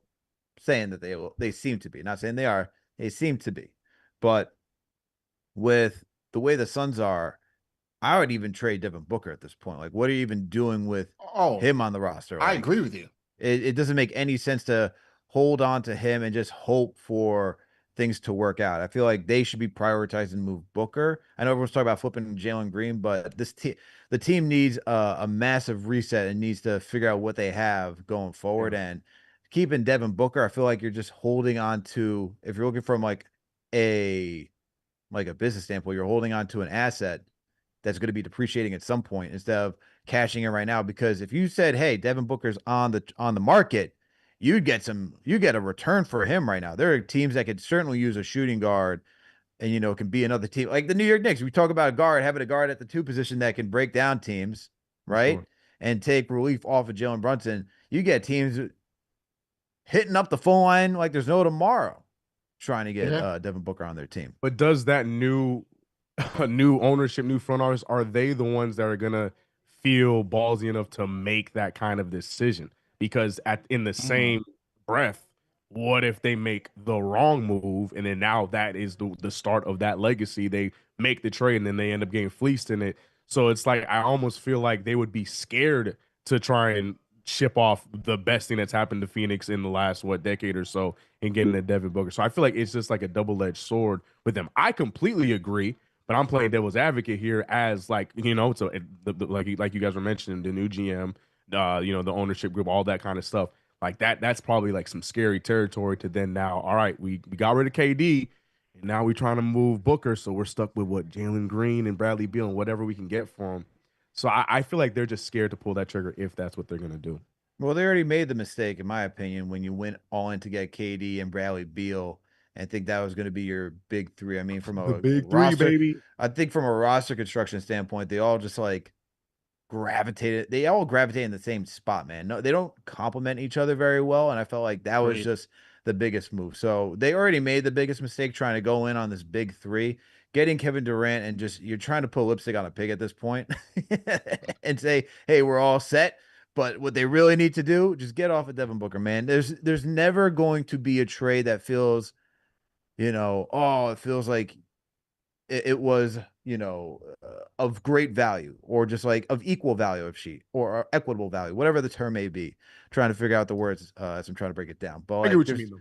you know what I mean? Like, Yeah. so at this point, just move on from Devin Booker. He's not going to save this. He by himself is not going to save this franchise. The problem is he wants to stay there, Alex, right? Like he doesn't want to leave. That's the problem. He's 10 toes down in Phoenix and he doesn't want to leave. But I just think it's best for everybody to break up that marriage, right? Like it's just like, hey, this is best for the franchise. You're right. I agree with you 100%. It'd be the quickest way for them to rebuild. I thought there's two things. Look, you're not gonna be able to trade Bill. Nobody wants the contract. He apparently doesn't No want to leave. trade clause in this He in has the this power, right? time. Yeah, right. Yeah, he's no trade clause. You're not trading him. So Booker is your fastest path to a proper rebuild. You traded KD at step one. You trade Booker, you're gonna get a haul. Booker was on the market tomorrow, like you said. There's gonna be a lot of teams lining up to give multiple. He's getting at least 3-4 first round picks you could get for him. So yeah, this ain't it, man. It's It not. just seems like this ain't it. And if you're a Suns fan, you got to be. It's depressing, man. I mean, he didn't even make the Yeah, postseason this year. Like with yeah. that talent, you saw it was more guys being injured. You didn't make the postseason. What's the what are you hyped about going into this season? What's the thrill? What is giving you what is giving you hope with this roster saying it's going to be even better than what it was last year? You couldn't even make it with Kevin Durant and Devin Booker on the team. I don't know how it's moving forward, but we just got another trade coming through. The Portland Trailblazers are trading Cedric Coward at number 11 to the Memphis Grizzlies. And the Grizzlies Mm. are sending number 16 and a 2028 first round pick via Orlando and 2 seconds to Oh, Portland. So that is the trade right there. What do we got? What do you guys think about Cedric Cedric Coward? Dex, I'll start He's with you. Yeah, he's a another big that I liked in this. I think this is very interesting for the Grizzlies. He's very interesting for them because they use that draft capital they got from Orlando, and they flipped it into a player I like. One thing I'll say with the Grizzlies, man, like they're good at identifying guys that fit into what they want to do. They've been very good at that over the last couple of years, and then developing guys. So if there's a team I trust with doing that, it's them. For Portland, uh, you get, you know, um, what do you get? 2 seconds. That's Yeah, you get 2 seconds and a first. in the Is first. that first protected? Let's see. They got a 2020 first round pick via Orlando and 2 seconds. It doesn't say if it's protected. I'm just Yeah, and curious. you drop down a couple spots, 5 spots to pick at 16. So yeah, if the Grizzlies, when they usually move up for a guy they like, they usually hit on this. Um, Yeah. so I like this for them. I'm wondering if they're thinking about this is where people are going to go. They're going to be like, hey, are they going to commit to Jaren Jackson Jr.? Are they going to try to move to play Coward next to Edie? Because all indications were they loved Edie last year, even though he has some liabilities in terms of how he could play in the playoffs. It gives them more flexibility. They might want to move on from Jaren Jackson Jr. But also they just add another good young big forward center. You could play him 4 or 5, I think. I like this. I like this move for Memphis. CK, what do you think about the move? I like the trade in general. Everybody wins in my opinion. You know, obviously, like Dex was just saying, the Grizz got somebody they really wanted because for that haul they must have really wanted them. And Portland, a team that's doing such a good job at steadily improving in their development, now they just got more assets. You know, yeah, I think it's a good marriage. So, again though, but I'm looking at what Dex said at the very end. Curiosity as far as that rotation at that position. We got the rumor, we heard it that they want to stick to Triple J and John Morant, but we'll see, But as far as the trade is concerned, I like it for both sides. I'm a fan of Portland and what they're doing, so they got more assets, so good for them. And we got Chris LeBron back in the He's building. back. My man was about to go in on new ownership, and the internet said, "Don't you dare!" Matt Ishbia just tapped in through the matrix, said, "How dare you try to talk about me on a show?" Not today. But Chris, how are you feeling about this pick? How you feeling about Cedric All right, Howard? so I lost my internet. My bad. I just saw the trade. Cedric Howard going to the Grizzlies. Love it, love it. Just did a mock draft with a bunch of people, and I had a guy represent the Grizzlies here, and he picked Cedric Howard. So I had Cedric Howard as a top 10 player. He's what I love about him. He kept leveling up everywhere he went. Kept leveling up. Only played a few games this year, but he played great. And then when he got to the combine, he exploded. Like he was supposed to go to Duke, and he said, "Nah, Duke, I'm good actually. Like I'm gonna go top 10 maybe." And he turned down Duke. Now a lot of people turn down Duke, but love his story. Like we talked about the wingspan, but his game actually matches with the wingspan too. So he could play, and he got the 7 foot wingspan. So I think this is a tremendous. You know, it's pick. fun. The ball. Chris, I meant to say, how tall is he? Because I remember him watch him play a little bit. He's long, but is he? Because he's not. Is he playing like? Is he going to play projected to play the 4? Is he going to play the 3? He's more of a 3. He's like He's more of a 3, 6'5". so he's a wing really Yeah, more than yeah, a big. Okay, yeah. so No? I had him. I thought he was a little taller. I thought he was like 6'8" ish. Okay, They but they they might play they some small. listed him at like 6'8", and he was really like 6'5". And Oh, so it's okay. So I wasn't. Yeah, I wasn't tripping on that. That is that is being Okay. generous. well, they did that with Ace Bailey. They had listed Yeah. Ace Bailey at 6'10", and he was really like 6'7" and some change. So like, never go by and wait till the combine for the official listings of heights, because that's when you really see. Because they'll always add, they always add on the height. More of a wing. Okay. Yeah, he's a wing. He's He's more a of a wing. wing. So I like yeah. it even better. But I remember like being impressed by his long wingspan. You could kind of see that. So okay, so he'll play more of the 3. Okay, that to me that changes a little bit of what I said, because that makes you think they will keep Jaren Jackson Jr. Right. and want to play him. Yeah, yeah. And Memphis has kind of been looking for that wing guy. Perfect. That could help create a little bit, take some pressure off of Ja. Okay. I like this move. I like this move for them. And like I said, I still will stick to the point that Memphis is usually right on these things when they move up for these guys. Yeah, you're still right on that. Right, exactly. Yeah, they're usually good in terms of hitting on these guys they'll move up for. And if you think about it, you moved Desmond Bane to Orlando, so now you need somebody else. I mean, Desmond was that guy who took a little bit of pressure off of Ja, right? And so if you're thinking about, hey, need somebody like that, you get Cedric in there. And so not a bad move for Memphis. But we got another trade, gentlemen. We got I another saw trade. this one.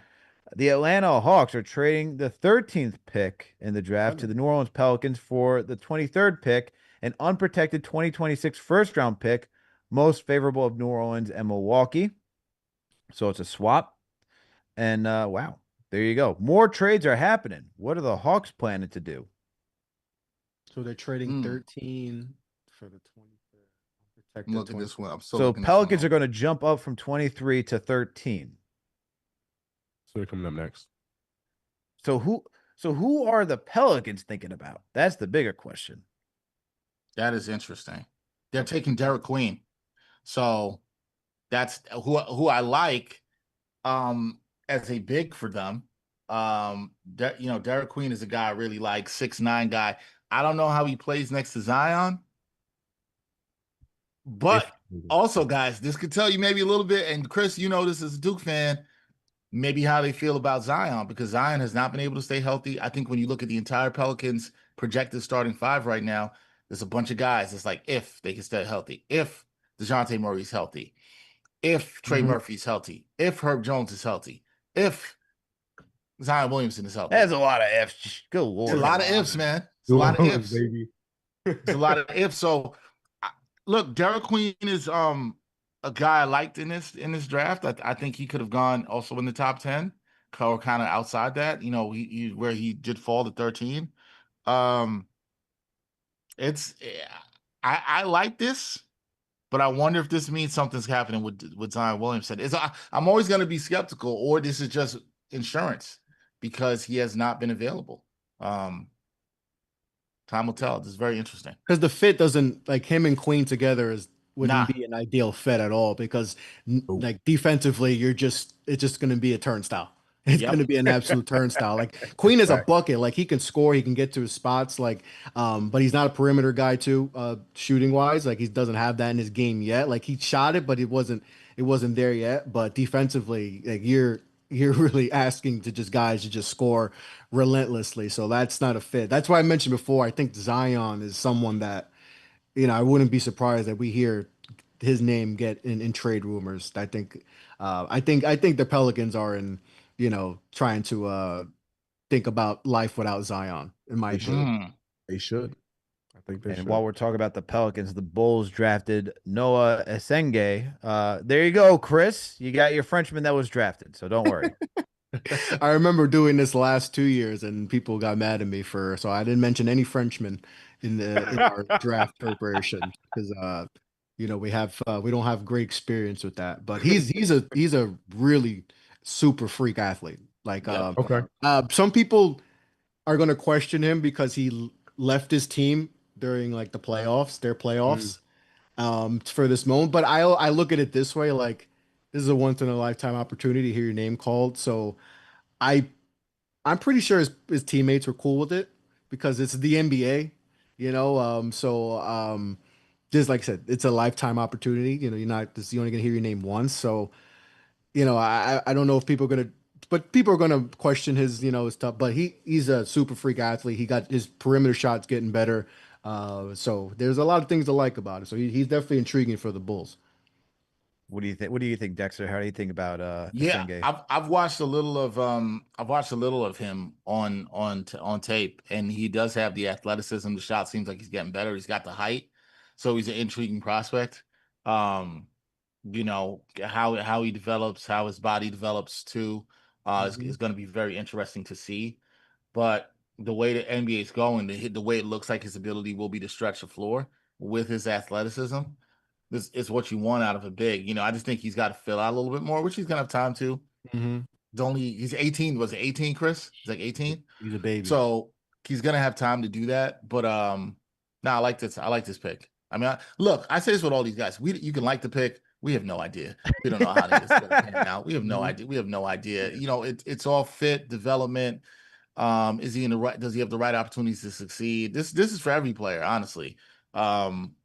But yeah, I like him as a prospect. I do like him as a prospect. I like the spot for him with Giddey. I like the spot. I think Giddey's going to maximize him, use him in transition, get him easy shots. So I like him paired with Giddey. Like, this is a good spot for him. What do the Bulls do, man? Because you got some people being talked about. What was it? I think I saw something about. I don't know how if I saw it correctly. Lonzo potentially being on I saw that. the trade market. What do the Lonzo could Bulls be do? on. Lonzo's interesting in the market. He's on a good contract too, Lonzo Ball. Like that's a really good You already contract. know. I'm not even gonna waste my breath. Y'all, I'm Yeah, I'm a we're on I a know you Lonzo. already know. I I'm ain't a wasting fan my of breath. Lonzo, man. I like his Bring game. Zoe here. Do what we got to do. You know what I mean? But yeah. What's it called? Matas was 18. Buzelis, he's 18. He was 18 last year, 19 now. Right? Yeah, He's young he too. was 19 last year. 19. Yeah. I'm just thinking because the Bulls, Bulls going young. Yeah. So they And they're getting good value. Like some of these, like sure. Ellis was supposed to be like a top 5 pick, and they got him, Yeah. Yeah. later. So they're just getting hybrid wings, and you got Giddy there. He really took off once he Utilize got him. to Chicago, where he's finally, the lead guy because him sharing with Shea, he was always going to be an afterthought. But Sure. being in Chicago, like they really, he really did some good things there. So now you get some quality wings surrounded by him, and they might be onto maybe onto something. They still got Yeah, to they fill quick. some holes, but Yeah. I like this pick.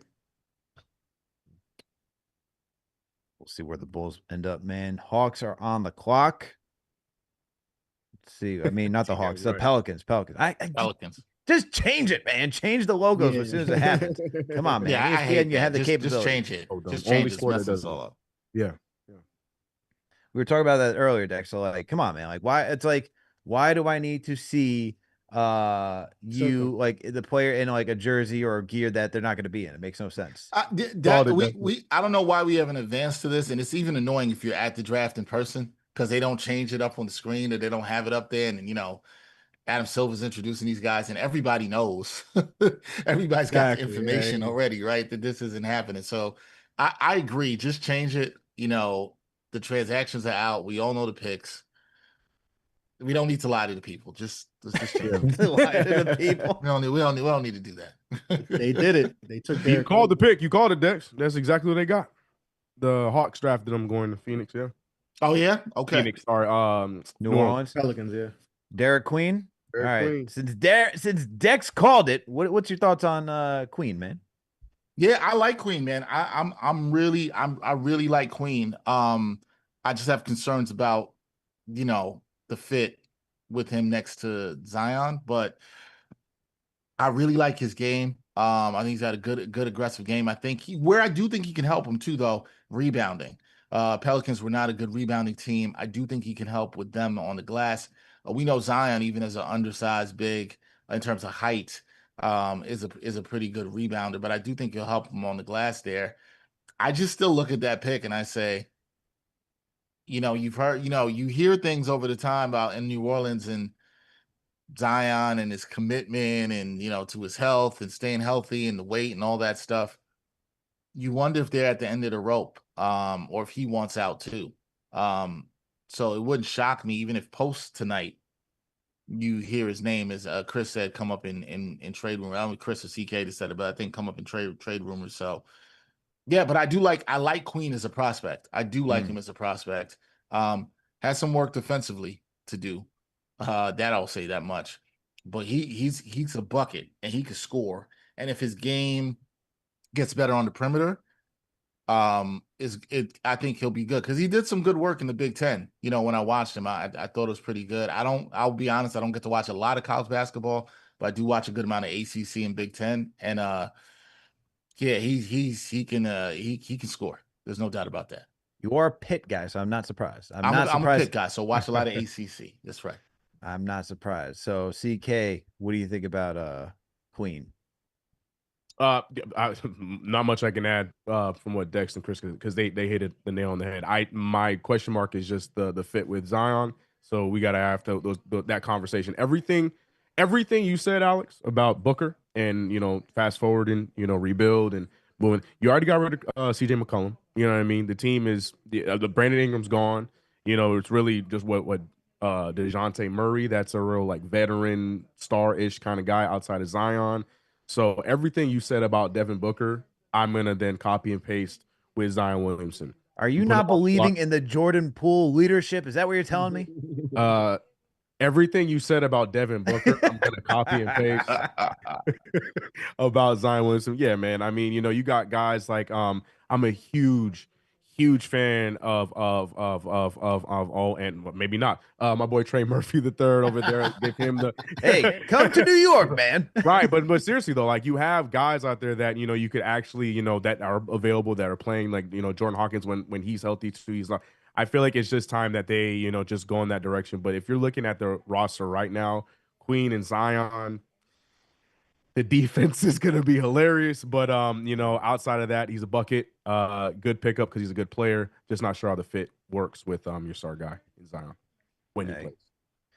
Pelicans are just in that. You know what stinks, man? Like there was so much hype around Zion coming out of college, and he's just been a major letdown outside of one season. Outside of one season where they were in the postseason. I think it was against the Suns. Like you thought there was going to be something with that team and BI, but look, and you already traded BI too. You traded BI to New Orleans, so like I'm in agreement. What's crazy about that draft? I was thinking about this. Like Zion, Ja, RJ Barrett. RJ might be the most consistent player out of all of them, man. Like saying something. Or the one you trust to be on the court. Yeah, if you think about it, you know what I mean? Because Ja was, playing with guns and stuff. So that we had that, and then Zion just has been able to stay healthy. So RJ's kind of been. I'm not saying RJ's the best player out of all of them in terms of talent, but he's been the most consistent. He's been available. Thank you for not bringing up Zion's off the court issues on the show. We do not need to talk about his off the court PG show. It's a PG What show. off the court issues? This is a family show, so we do not need to go down. We're not talking about who he's involved in. I'm gonna leave that alone, Alex. I'm gonna leave that alone. But hey, isn't that interesting? Where RJ, outside of getting sick in November, you can always count on RJ to be available and to be hooping, man. That's one thing. Hey, Broadway Barry when he was in New York, man. But out of those two guys, to say that has had the most consistent career so far, fascinating. Absolutely. Zion was supposed to be the face of the league. Like he was supposed to be that next face of the league. Yeah, man. Next LeBron and all like, that. Yep. You had the president sitting front row at Duke games. Like this was like getting into Duke games was it's impossible as is, but it was like there was no way you were getting in. Like it was a must-see ticket, and he was supposed to be that next guy. And he was going to get a shoe deal, all this stuff, and then it's a shame. It really is a shame. Like because when he plays there, he's an impact player. He's not playing enough. So like I said, you need to be available, and he's not available. No, absolutely right. Not available. And then now we see that the Hawks are selecting Carter Bryant, even though it was selected by the San Antonio Spurs, from Arizona. They're getting a 6'7" forward going down to Atlanta. I guess the pair next to Jalen Johnson and the new look Atlanta Hawks with Trae Young, Jalen Johnson, and Kristaps Porzingis. How do you guys feel about this selection? Chris, I'll start with you. Wait, so Carter Bryant is a Hawk, or is that for the Derek Queen pick you're talking? I'm talking about Carter. So isn't Carter Bryant going down? Am I going crazy? I think he's a Spur. No, it was Spur. Oh, he's with San Antonio. I was trying to find. Oh, he's going with San Antonio. I'm seeing from. Yeah, I think we got confused with the Queen. Yeah. Queen. Okay. Yeah, no, Carter Bryant is a two-way player. I think he's just going to be a good player. His upside is some people think he's can be like a top 5 player in this draft, but really good two-way player. It feels like he's a Spur. Like he's like the ultimate Spur. Like every mock draft I did, everyone took Carter Bryant to the Spurs. So he's gonna fill in like that Harrison Barnes type of, like he's a Harrison Barnes type of player. Good call. Like that type of way. And it's kind of fitting that he's on the team. So I think it's a good pick. Big 6'8", the wingspan stuff. He didn't play a lot much at Arizona, but that was more on the coach. I don't know. That was kind of a weird situation. He should have played a lot more, but he's a good player. And some people said he could possibly go higher, but this is a good spot. He's going to San Antonio. Another luxury pick for them. Dexter, how are you feeling about the pick? If this feels like a Spurs type of pick, solid player, I think could be a good role player. Could also play well off of, Well, depend. Who knows? Depends a lot on who they have a guard there, but a lot of guards there, the talented guards there, along with Wemby. So yeah, I like this pick. I think he'll be able to defend at this level pretty well. He's got that what, Chris, 7 foot 7'1" wingspan. Um, Mhm. you see from him. So yeah, like he's only 19, so he's also got some time. The Spurs are just adding some good young talent. You see this now in the league, right? Everybody's just trying to get these wings and draft them early, wings with length, I should say, and draft them early. And see what you can do in terms of development. So yeah, no, I like this pick. San Antonio gets a guy in a spot where they thought they could get him, so it's good value for them here. He could shoot too a little bit. So he shot like 38% in college. So they That's need good. shooting. They need shooting around with all those guards. They don't have guards. They got a lot of non-shooters on their team. So they need to surround those non-shooters, Wemby and all those with guys who can shoot the ball. And Carter has the ability. He didn't shoot a lot of threes, but he shot it solid when he did. So, Mhm. CK, what do you think about the Spurs, man, moving forward? I mean, what do you think I- about this team moving forward for like this upcoming season? Because they got De'Aaron Fox, yeah. you got Harper, Vassell, Barnes, obviously Wembanyama on the team. Like, where is this team moving with these selections? Are they just trying to stay young, or are they trying to stay competitive? The beauty with the Spurs is, even though, like I said at the top, I'm not the biggest fan of the Harper pick, because we might not see much Harper, and that's really all it is. Outside of that, we know they're going to develop him, and there's no worry of like a New Orleans kind of situation where he might not play, but then he's not going to get any better. No, even if he doesn't play, he's going to improve because it's San Antonio. But yeah, it's just that question mark. We were talking about it. I said to Chris and I said to you, like, I wasn't the biggest fan of the De'Aaron Fox trade, for the mere fact that you had a super, or a possible superstar in what is Castle, who ended up being Rookie of the Year. It's just a lot of question marks. I feel like they got all these great pieces, all these great tools. They have a great young team with guys that make sense. I still feel like they need to move like the Keldon Johnsons. I don't know what they want to do with Sohan Yeah. and stuff like that.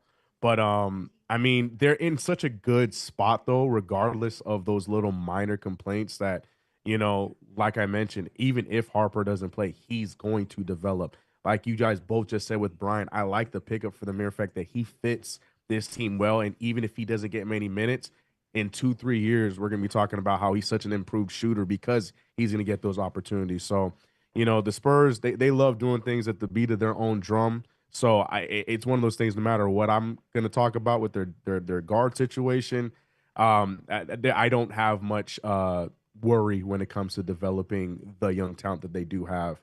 If I were to say anything, yeah, the Keldon Johnson thing, I think he probably needs to get moved to make a little bit more sense for the squad.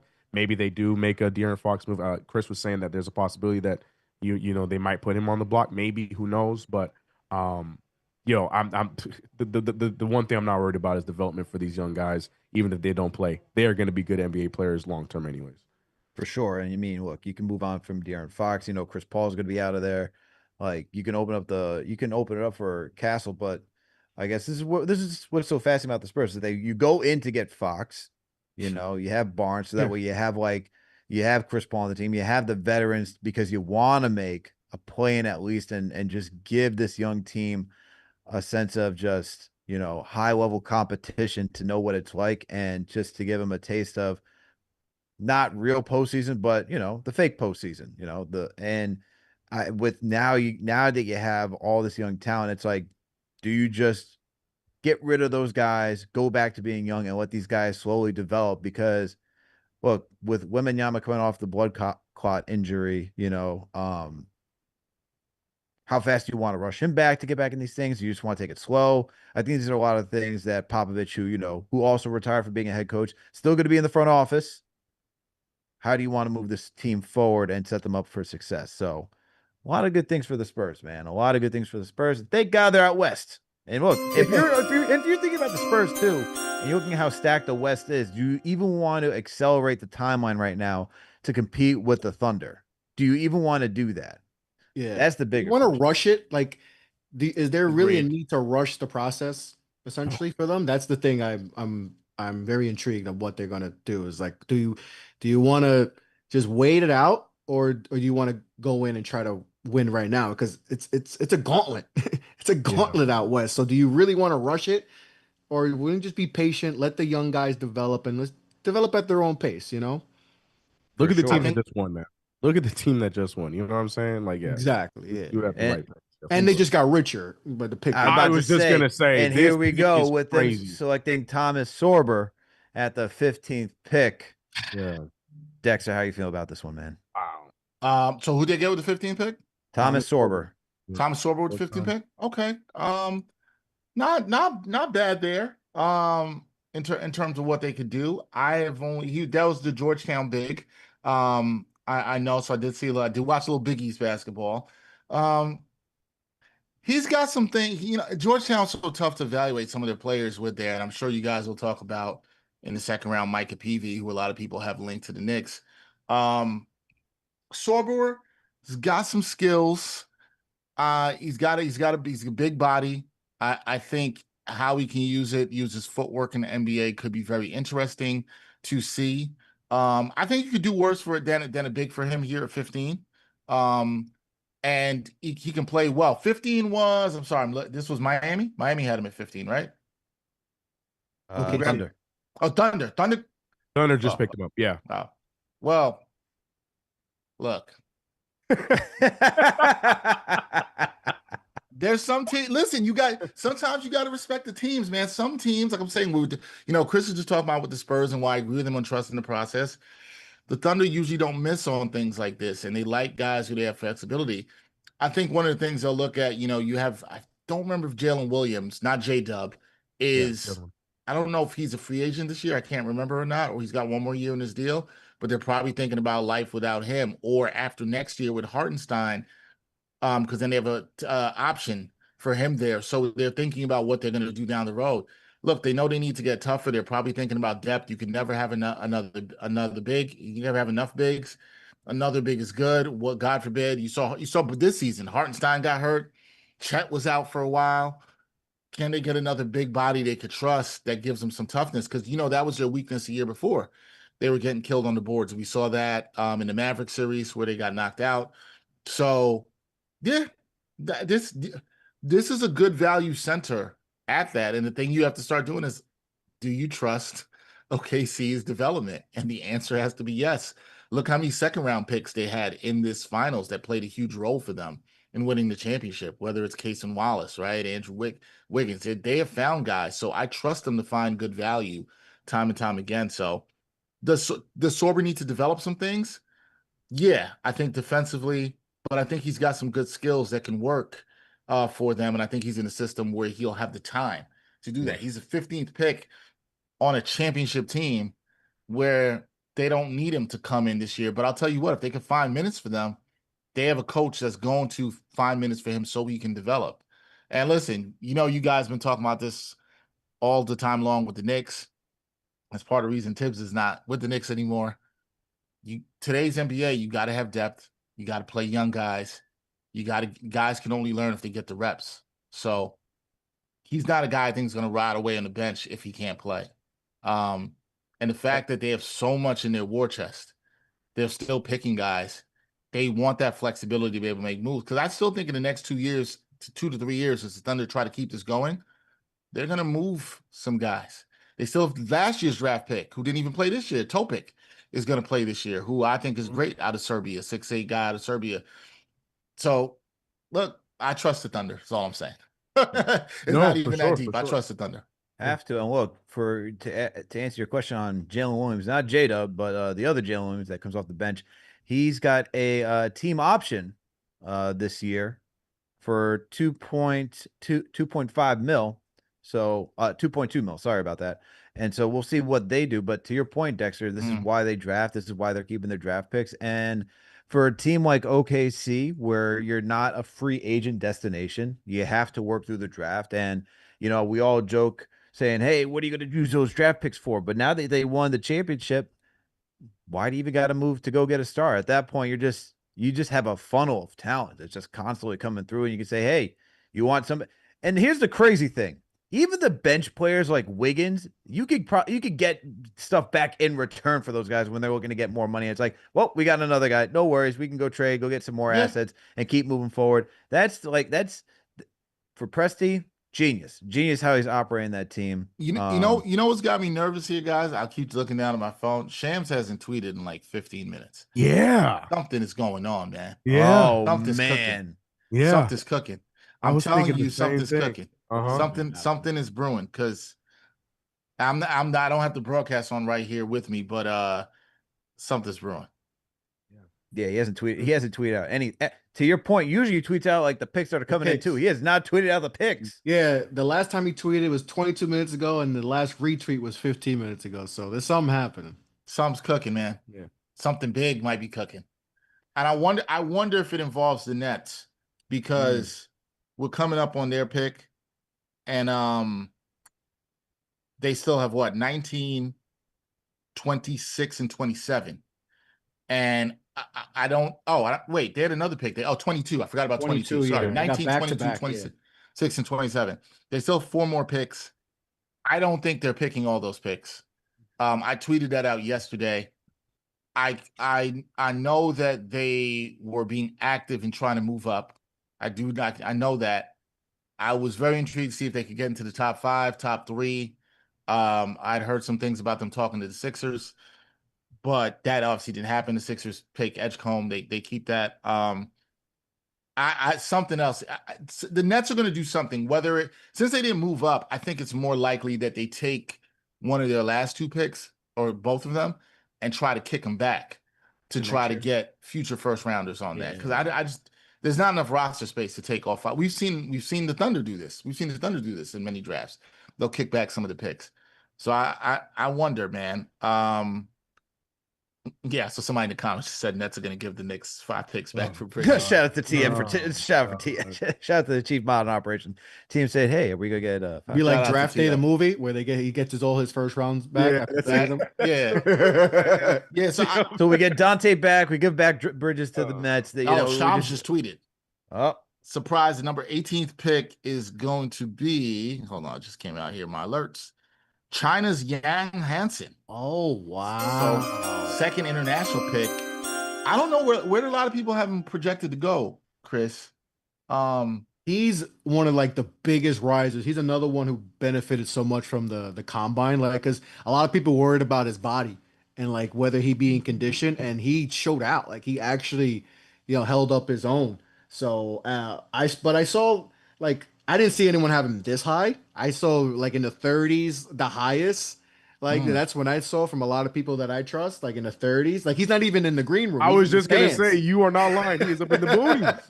He's not even in the. He's where Giannis was when Giannis got drafted. You know. So like, but they drafted Edie last year. Like, isn't true. Oh no, this is getting traded, right? Was Yes. this Portland. This is Portland's pick. Yeah, so this is Portland's pick. Yeah, but Klingon too. Like, so him and the Klingon, so they got 2 7'1" monsters. and they got Ayton out there. And Robert Williams still on the roster. And Robert Rob Williams. Williams. Oh my God. One of those guys, I'm sure 2 of those, combination of those guys will get dealt. Yeah, it's called Ayton and Robert Williams are gonna, hit the road. Somebody listen, and a lot of people think that Portland might do more moves even after getting Drew Holiday. Something else is cooking there with Portland. Something else might be brewing. I like what they're doing. I like the foundation. I love what Portland's doing, man. Yeah, me too. Like they cleared up Anthony Simon, so Scoot because Scoot, he struggled. His first year he struggled, but then like the start of January, like you look at his splits, the efficiency was there, the passing was there, the scoring. He had some really big scoring games. Like Scoot's gonna developing. They got Sharp. They drafted Klingon. I am a fan of Shaden Sharp, man. Shaden Sharp's gonna now he's gonna get more shots. So I like what they're doing there. Does Drew stay in Portland though? All those rumors are all over the place because he's the rumors are saying that he is not happy. Not happy, right? Look at his passing. Sorry, I'm on this Yang Hansen guy. His ball movement is crazy. Yeah. His playmaking. Sorry, I'm so sorry. The combine. This is new to me. I didn't know. The combine, like he was probably like in the 70s. Let's say, like a lot of people have him like outside, like not even thinking about it. I know a few people that liked him the previous year, but they're like, the condition needs and the play he was playing in China is just a different type of athlete, right? And he went to the combine. He showed out. Like he was like some people say, yo, it was like mini Jokic. Like he was Jokicing Yo, he some has. I stuff. just Like was watching Oh, he had some like dimes. it was He it had bro, was some I'm like, dimes. yeah, crazy. he has some dimes. I'm like, wait a Yeah, minute. yeah, Okay, yeah. Yang. Okay, Yang. He would him, Cedric Coward. There's a few other guys that the combine really did wonders for them. They went from Nice. being, especially Yang, maybe a second round pick to Yang's now a top 20 pick. Yeah. So Okay. I'm impressed. Bye, Aiton. Sorry. Aiden's Yeah. gone. Yeah. Aiden and I mean when Aiden couldn't go to work because of this the ice. Remember that? Yes. Couldn't go to the game because the ice. I remember that. You lost me there, man. You lost me. You lost me. You Man. lost me. You an NBA player. You can't go to work. Sorry. And they brought people there to help him out, and he's like, "Nah, I'm good. Let me Yeah, PTO. right. I'm gonna use my PTO today." PTO. you know, PTO in the NBA Not is a good crazy. look. Like, come on, dog. Not a good look. That's how I know you don't want it. That's how I know you don't want it. Oh man. Oh, I'm a fan. Whew. Let's see. He really benefited. Like it's insane how much the combine did because it was all about his physical traits and he played really good. He's one of the guys that really stood out. So like I didn't think he'd go this high. I This thought high, maybe in right. the 30s, but Memphis is they're quirky. They don't go they usually the outside the box type of team. Well, he's going to Portland though, right? Portland, yeah. Portland, yeah. Wait a minute. No, this is what I'm saying, man. We just got to change these graphics. ESPN, I know, now it's messing me NBA, up. just like, I come had on, to man. leave. I This messed is up. I the had to- issue when content creators are trying to break this thing down, and we're looking back at the graphs, we're looking at the charts, and we see, oh, look, going to the Memphis Grizzlies. It's like, And they what are we wear doing, the man? hats and What are stuff. we doing? This is just up there with the CK thinking we're about to get a book night. So, it is. Look, man. But that's Woj's fault. To this day, I'm blaming. He's not even in the league anymore, CK. Like it's I know, bro. crazy. He's out of the league in just 3 years. Insane. 3 years. Now you got the Timberwolves on the clock. Long Behringer. Okay, now we're gonna see a lot of the international guys go. Start going here? Yeah, probably. I bet a lot of people didn't think Yang would go this high. No, not at all. But I mean, listen, look, I say this all the time. I was talking about this on another show I was just on about the Nets pick.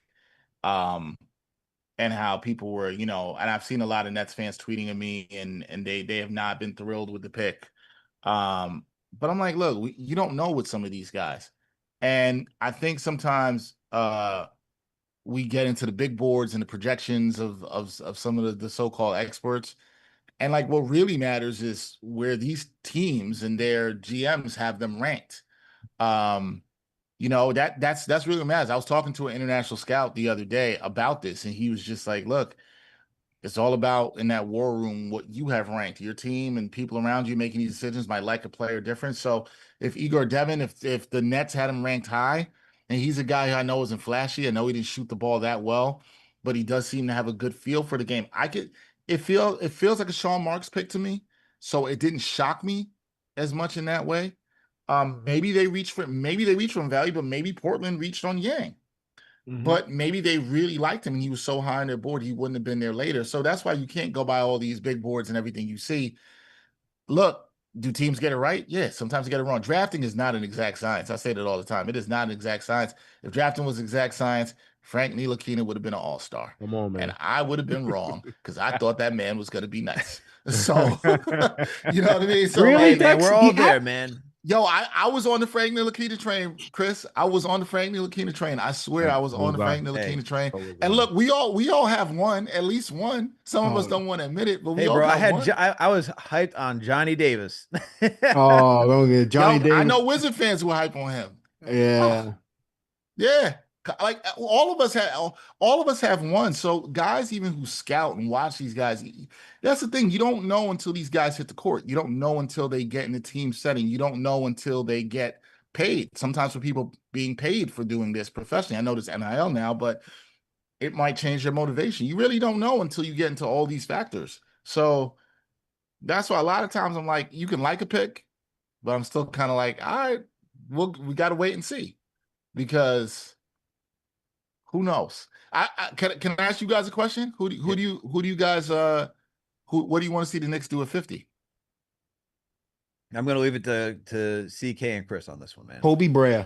Okay, I'm on it. Here's I'm my. with that. Can I tell you my one concern though? I Yes. like him. My concern is he shoots. He might be the second best shooter in this draft, if not the best shooter in this draft. He's the best. Defense is a concern, but the Knicks need some shooting. they need somebody out there, even if it's off the bench, to get some shots up, right? Like they lost this with Dante. My other concern, Chris, and you probably can speak better than me because you seem like you're more plugged in with the college game. Will he be there at 50? Will somebody identify that elite shooting so much that maybe he's gone by 38? I'm just going to throw a number out there or something like that. I do like him, though. I had sent a text to a friend the other day. I was like, yo, I think Kobe Brea would be on point. And then I had a former scout on with me last week, and he said he had mentioned Kobe Brea and Micah Peavy were his two he thought that could be good fits and could contribute right away for the Knicks. So, but Chris, I'll let you talk on that. Kobe Brea is on the radar too. I do like him. Yeah. If I did this before, I had a bunch of guys, Knicks targets, but I said if all of them available and Kobe Brea is there, you take Kobe Brea. And like you mentioned, the defense isn't good, but at the 50th pick, there's a reason why players are there. They're not going to be perfect. He is the best shooter to me in this class. Like at every catch and shoot, off the dribble, to the sidestep, boom, boom, boom.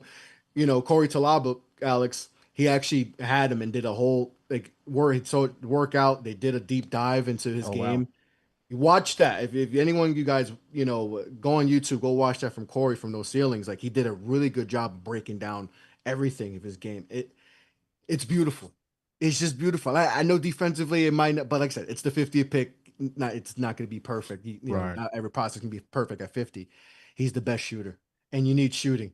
And if I don't think he's going to be there anymore, like now with NAL and all these kids going back, like maybe a month ago when everyone was still in the draft process, he probably is there at 50. Now I think he's gone in the 30s, to be honest. I think he's gone before 50. But if he's there at 50, take him. Run to the podium. Or even if it's, listen, I know it's crazy to think about trading up in the second round, but if I was about to he's ask there that. in the 45s, in that mid 40s, I don't know. I might do it. Maybe that's just me. Maybe because I'm just a weirdo like that. I might just do it. Trades. But I love him. I think I would absolutely love him in New York. And like he came from Dayton and shot the ball really well. Then he levels up. This is what I love. I love guys who level up in competition and get better. Like he comes to Kentucky in the SEC, a gauntlet, absolute the best conference ever, and he shot the ball better than he did at Dayton in the A-10. And for people who if you haven't watched him, like shot is smooth, man. Smooth. Like off the dribble, catch and shoot. The release is quick. The shot is smooth. I looked at that. He doesn't. Defenders are running at him, and he doesn't look afraid or deterred. I'm like, this kid is. The shot is nasty. Look, Chris, I'll say this. I do not think it's crazy that if, let's say, I'll even go to, I said 38, but I'm going to push it down a little bit. Let's say it's 42 or 43. Yeah. And he's there. And if you really, I'm always a believer in this. If it's the guy you want and you think he fits for what you need, you go get him. If you got to give up an extra second round pick, do it. You do it. You got to give a future second if you think he can help the team next year. Because that's what the Knicks need. Can you get another guy that's low cost that can help the team next year? And in a role, the Knicks need shooting, man, big time. And maybe you figure out the other stuff with the defense, but they need shooting. I'd give up a future second round pick to move up and get him. If that's your guy, go do it. All in on him, Toby. I like PV. There's other guys I would like. PV. I'm a big PV guy too. Georgetown, but Brea. I mean, if you can go watch that breakdown. He did a film with Corey Talaba of No. Watch it. It's just it really goes into really detail about his shot. I'm gonna watch that. Yo, we got another trade. Washington is trading a player who I really like here in this draft, and I think could have been kind of a sleeper from Florida, Walter Clayton Jr. Washington is trading him at 18 to Utah, so he's going to Utah. Oh going to wow. Utah. Do you know what they're Well, getting?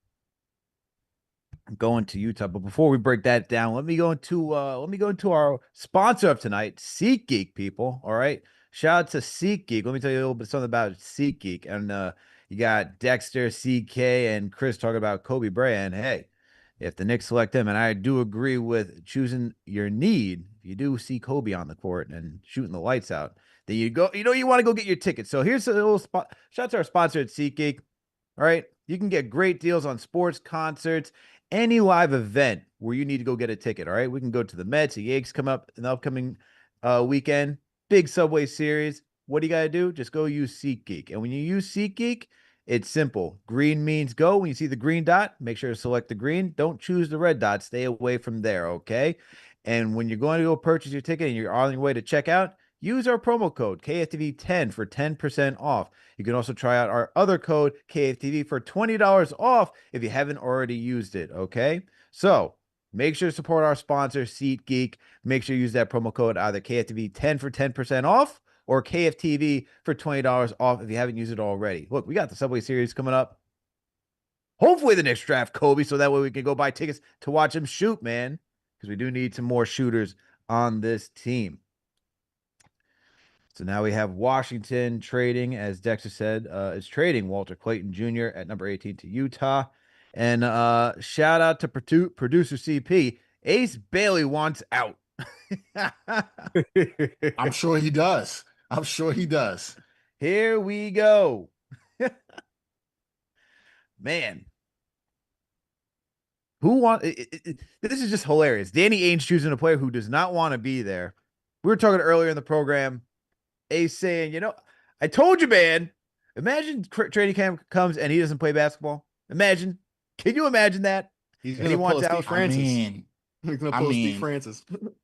the way everything's played out with him, yeah, I could see it, man. Nothing shocked me. I could see it. Like the way he just missed the meetings. I don't know what his team was telling him to do. I hate to say it, but I think we're gonna see some more stuff like this because guys already, they're they're rich already. You know what I'm saying? Like they already got a bag with the NIL. I'm all for the kids getting their bag because they were getting exploited by some of these schools. But you're gonna see some of this. Mm-hmm. It might be a game of chicken, Alex, where Danny Ainge is like, yo, you gonna show up and play or not? Ace Bailey's like, nah, I don't want to be in Utah. And if I've been to Salt Lake City, you think Brooklyn, like maybe Brooklyn's like, okay, like he wants to be in Brooklyn. That's what I from what I heard. He wants that Brooklyn. in DC. That in DC is what I heard. have to ask this question though, because if you're a player, you're a rookie, you haven't even scratched the surface of your NBA career, but yet now you're making all these demands. If I'm seeing this as another team, even if you're the Brooklyn Nets and you say, hey, this is the guy that we wanted in the draft, why in God's name would you want to go get a guy who, as soon as he's not happy, is just going to cause problems? Like, why even go that route? Why even I get the upside, I get all of that being there, but why even go after a talent like that? Why even go for who hasn't even made his mark yet in the NBA? Why even entertain that idea as another team? I get it. I get it, Alex, but Sean Marks is in a do or die situation. That part. So he doesn't really care about that. Like he could be out of a job by this time next year. So it's like, all right, if this kid could save my job, I think Ace wanted Brooklyn. I really think he wanted Brooklyn or Washington. And, so they have the capital to do it. And like I said, Sean Marks is in a it's do or die for him. So maybe it's not ideal, because, but this is a business and, you got to make the rules to save your job. Your job's on the line.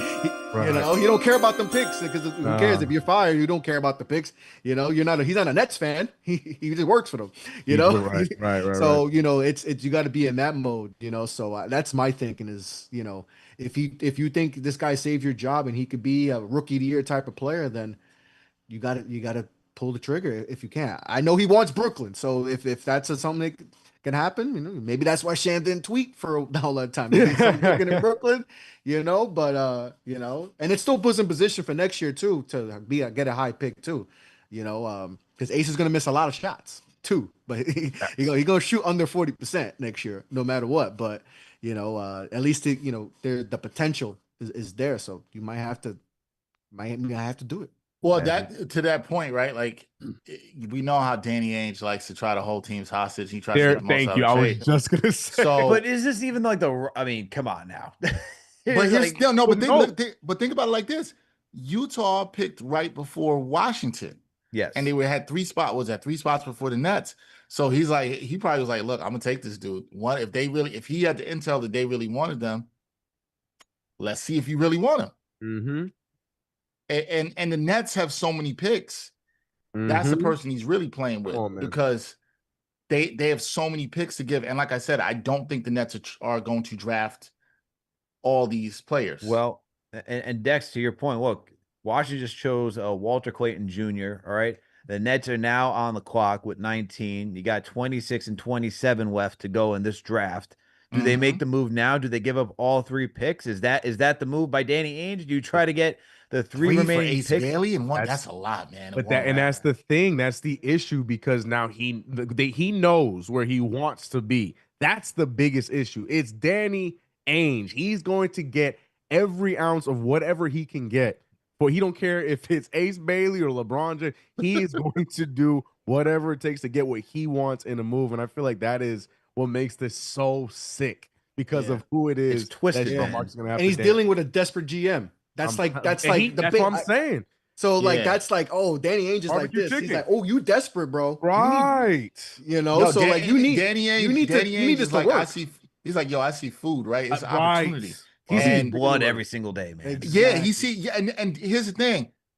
Look, many people have gone on the phone, talked to Danny Ainge, and have come out not well on the other side. Exactly. I don't necessarily wouldn't want to be in the business of trading with Danny Ainge when he knows if he has information is key, right, guys? Like information is key. True.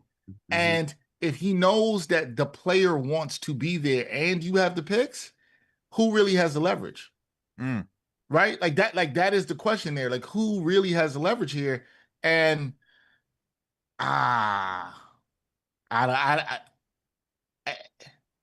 I don't have to make that decision, but Chris makes a fantastic point. Sean Marks is GMing for his career here. Desperate. And that is a fantastic point because now he's been fortunate, I will say, to have been given another chance. Not many GMs get to, this is what Jordy Fernandez was the 4th coach he hired. Not many GMs get that chance. And so you kind of got to nail this. That's all I'll say. But if you're going to do this for Ace Bailey, you better be right. You can't be wrong on that one. Not if you trade in 2, 3 I know draft you're picks. laughing, but it's true. You can't be wrong on that one, bro. That just proves the point more about how crazy Danny Ainge is, man. Like, yeah, no, 100%. Because he's going to because he knows the desperation from Sean Marks that now too he's also putting his career on the line for that reason as well, because you're going to get what you want to get. And now if he ends up being wrong, I still got what I want. And dang, you lost your job too? That's unfortunate. Sorry to hear about that. It's the whole world. So crazy, bro. He's psycho. Like it's just so interesting, man. It sounds like that terrible, like being like a fantasy football league or whatever league, and someone drafts like, imagine being in a fantasy football league, someone drafts like all the quarterbacks, you need a quarterback, and just thinking about like, I'm gonna get this guy. What if it just doesn't work out and Brooklyn says nah? Because right now they just selected Nolan from Man, another Chris, this is another Frenchman. You would have been on fire today, man. You would have been on fire today, boy. You on with it. I learned my lesson from about French guards. Now he reminds me of it's crazy. We just talking about like guys we missed on bad, and who's Don't the guy? He reminds Killian you of Hayes. No, okay. Killian Hayes. Oh, okay. Killian Hayes. Even worse. I had Killian Hayes since Dexter. I'll tell you, I had him as my number 1 guy in 2020. No. Yeah, number 1. Him, and then I had Ant-Man. So I learned a lot from these type of guards. I'm not doing it. I wasn't high on sure. I'm not falling for it. So Chris is like, I learned a lot. I learned a lot from Hey, that. but Chris, at least it wasn't your job was tied to this. You know what I mean? Like, it wasn't like your job was on the line. That was my first time right. scouting and stuff, Yeah. KOC, he got me really into because he had him number one, and I fell for the drank the Kool-Aid. I was like, okay, 6'7" guard, two-way player. Like, who wouldn't want this? Nope. Listen, look, like I said earlier, Chris would have been you're gonna get suckling blue on the way out of here. Yeah. you don't get some of these wrong. Fellas, I do have to run because I gotta get ready for this post draft show I'm doing, but it was great kicking it with y'all, man. No doubt. I loved it. We'll see what the Knicks do. To Alex, Alex, text me tomorrow because we'll see what the Knicks do. If they get Absolutely, bro. if they get Brea, Chris is gonna be jumping for joy. CK is gonna be jumping for joy. Hell You're gonna hear me on the one train going to work. Hey, hey, if you're the one person yelling, I won't look at you like you're crazy. You know what I'm saying? I'll understand. Well, Dexter, before you go, man, let Yes. the people know where they can find you and any work you got up and coming, my man. Appreciate y'all. You can find me at D Henry TV on all social media platforms. Host New York Got Game. The fellas. Alex is a guest on there at times. CP's been on there. CK and Chris, I got to get you guys on the show as well too. So yeah, I've been CK. We followed each other for a while. Just never made it happen. I love KFTV. So we got that. This week we'll probably do a little bit of look at the Knicks, what they did at the 50th pick, and also what they should probably do in free agency. And I think we'll have a free agency live show coming up on Monday when free agency starts at 6:00. So that's what's on tap. So it should be fun times. And who knows? Maybe the Knicks will have hired a coach by then. Who knows? All right, man. Wait, we need a coach? Yeah, you didn't hear? Oh man, crazy. Nah, thank you, fellas. Man. I appreciate y'all. Shout out to everybody in the chat. Appreciate y'all too. And I'll chop it up with y'all soon. Salute, Dex, man. Appreciate you for coming through as always, my man. Catch you on the other side. All right. That was our guy, Dexter Henry. He had to jump, but we're still here. We're still kicking it, everybody. Make sure to hit that thumbs up button for your boys. Subscribe to the channel if you haven't already done so. This is a simulcast, people. A simulcast between KFTV and the NBA Report. We're covering the NBA draft. We're talking about things league-wide. You stay here to stay locked in, man. Stay tapped in. Have some good conversation. Chill. Make some laugh, all right? Nets fans The fans crying? Nets fans are in shambles. Oh no, are they? Hey, I love it because here's the thing. Here's the thing about Nets fans, man. They like to come out here and be like, oh, once they see a little bit of turmoil for the Knicks. It's not even turmoil. They're talking about looking for a head coach is like some sort of turmoil. Like we fired a coach that wasn't doing what the front office wanted to do in the end. And it's like, oh, this team is going back to their old ways. Well, looks like you might get fleeced just to try to get Ace Bailey, man. How about that? That's great, yo. I have a Nets buddy of mine, and he hit me up, and he's like, "This team isn't serious. It doesn't matter." He's sick. I'm like, dude, you still got a couple more picks left. He's like, I don't care. I'm done. Shout out to LD for being a franchise channel member and for the $2 super chat. Appreciate you, my man. The details for the KFTV at Summer League, we will be out there. Make sure to stay tapped in on socials. CP will announce it in the upcoming days. We're still working some things out on our end, but make sure to stay tapped in. We will be out there. I know CK is going out there too. Chris, you going to be out in Summer League? I'm trying, man. Trying. He's got a new job, so PTO. Gotta figure that out. I hear you on that, brother. I hear you on that. So CK will be out there. I'll be out there. CP will be out there. We'll be out there looking at whoever the Knicks select with the 50th pick, and we're gonna have a good G League squad, though. At least it'll be interesting. Hey, if you haven't been to a Summer League yet, I will tell you this: CK is always thrilled. All right, always thrilled. Treating CK's in regular season format these games, bro. I am always impressed by how my man.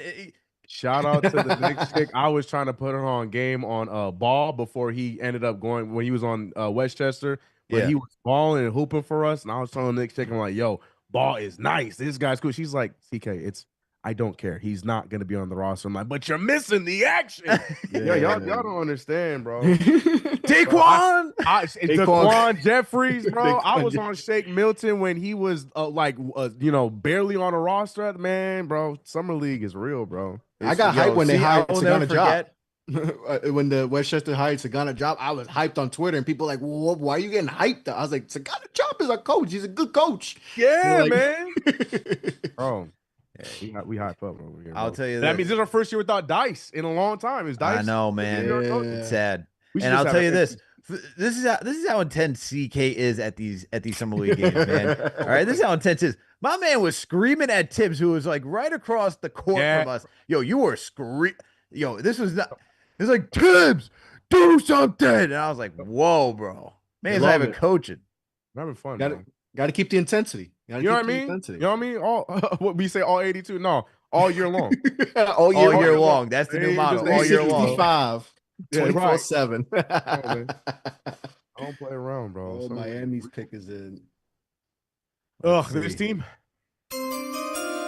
Hey, man. Talk about a team that fumbled the whole process. Like they could have had a really high lottery pick if they had like not try to win and try to make the playoffs, because they got smacked in the playoffs, right? Yeah. Cavs smoked them by 20 every game, and they lost out. They could have had a chance to get the number one pick. I think it was them in Dallas. Like we would have been in the flip of a coin, something like that, but So Okay. so the pick I is- knew somebody was gonna say something. No, I have so much beef with my loving family here on KFTV. I shot 3 half-court shots. Okay, Oof. first Here we go. one, bro. Very first shot.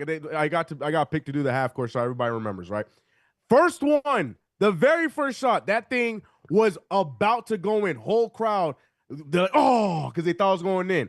The last one was an air ball. And which one do y'all play here on KFTV, bro? Y'all played the air ball, bro. I am still to this day sick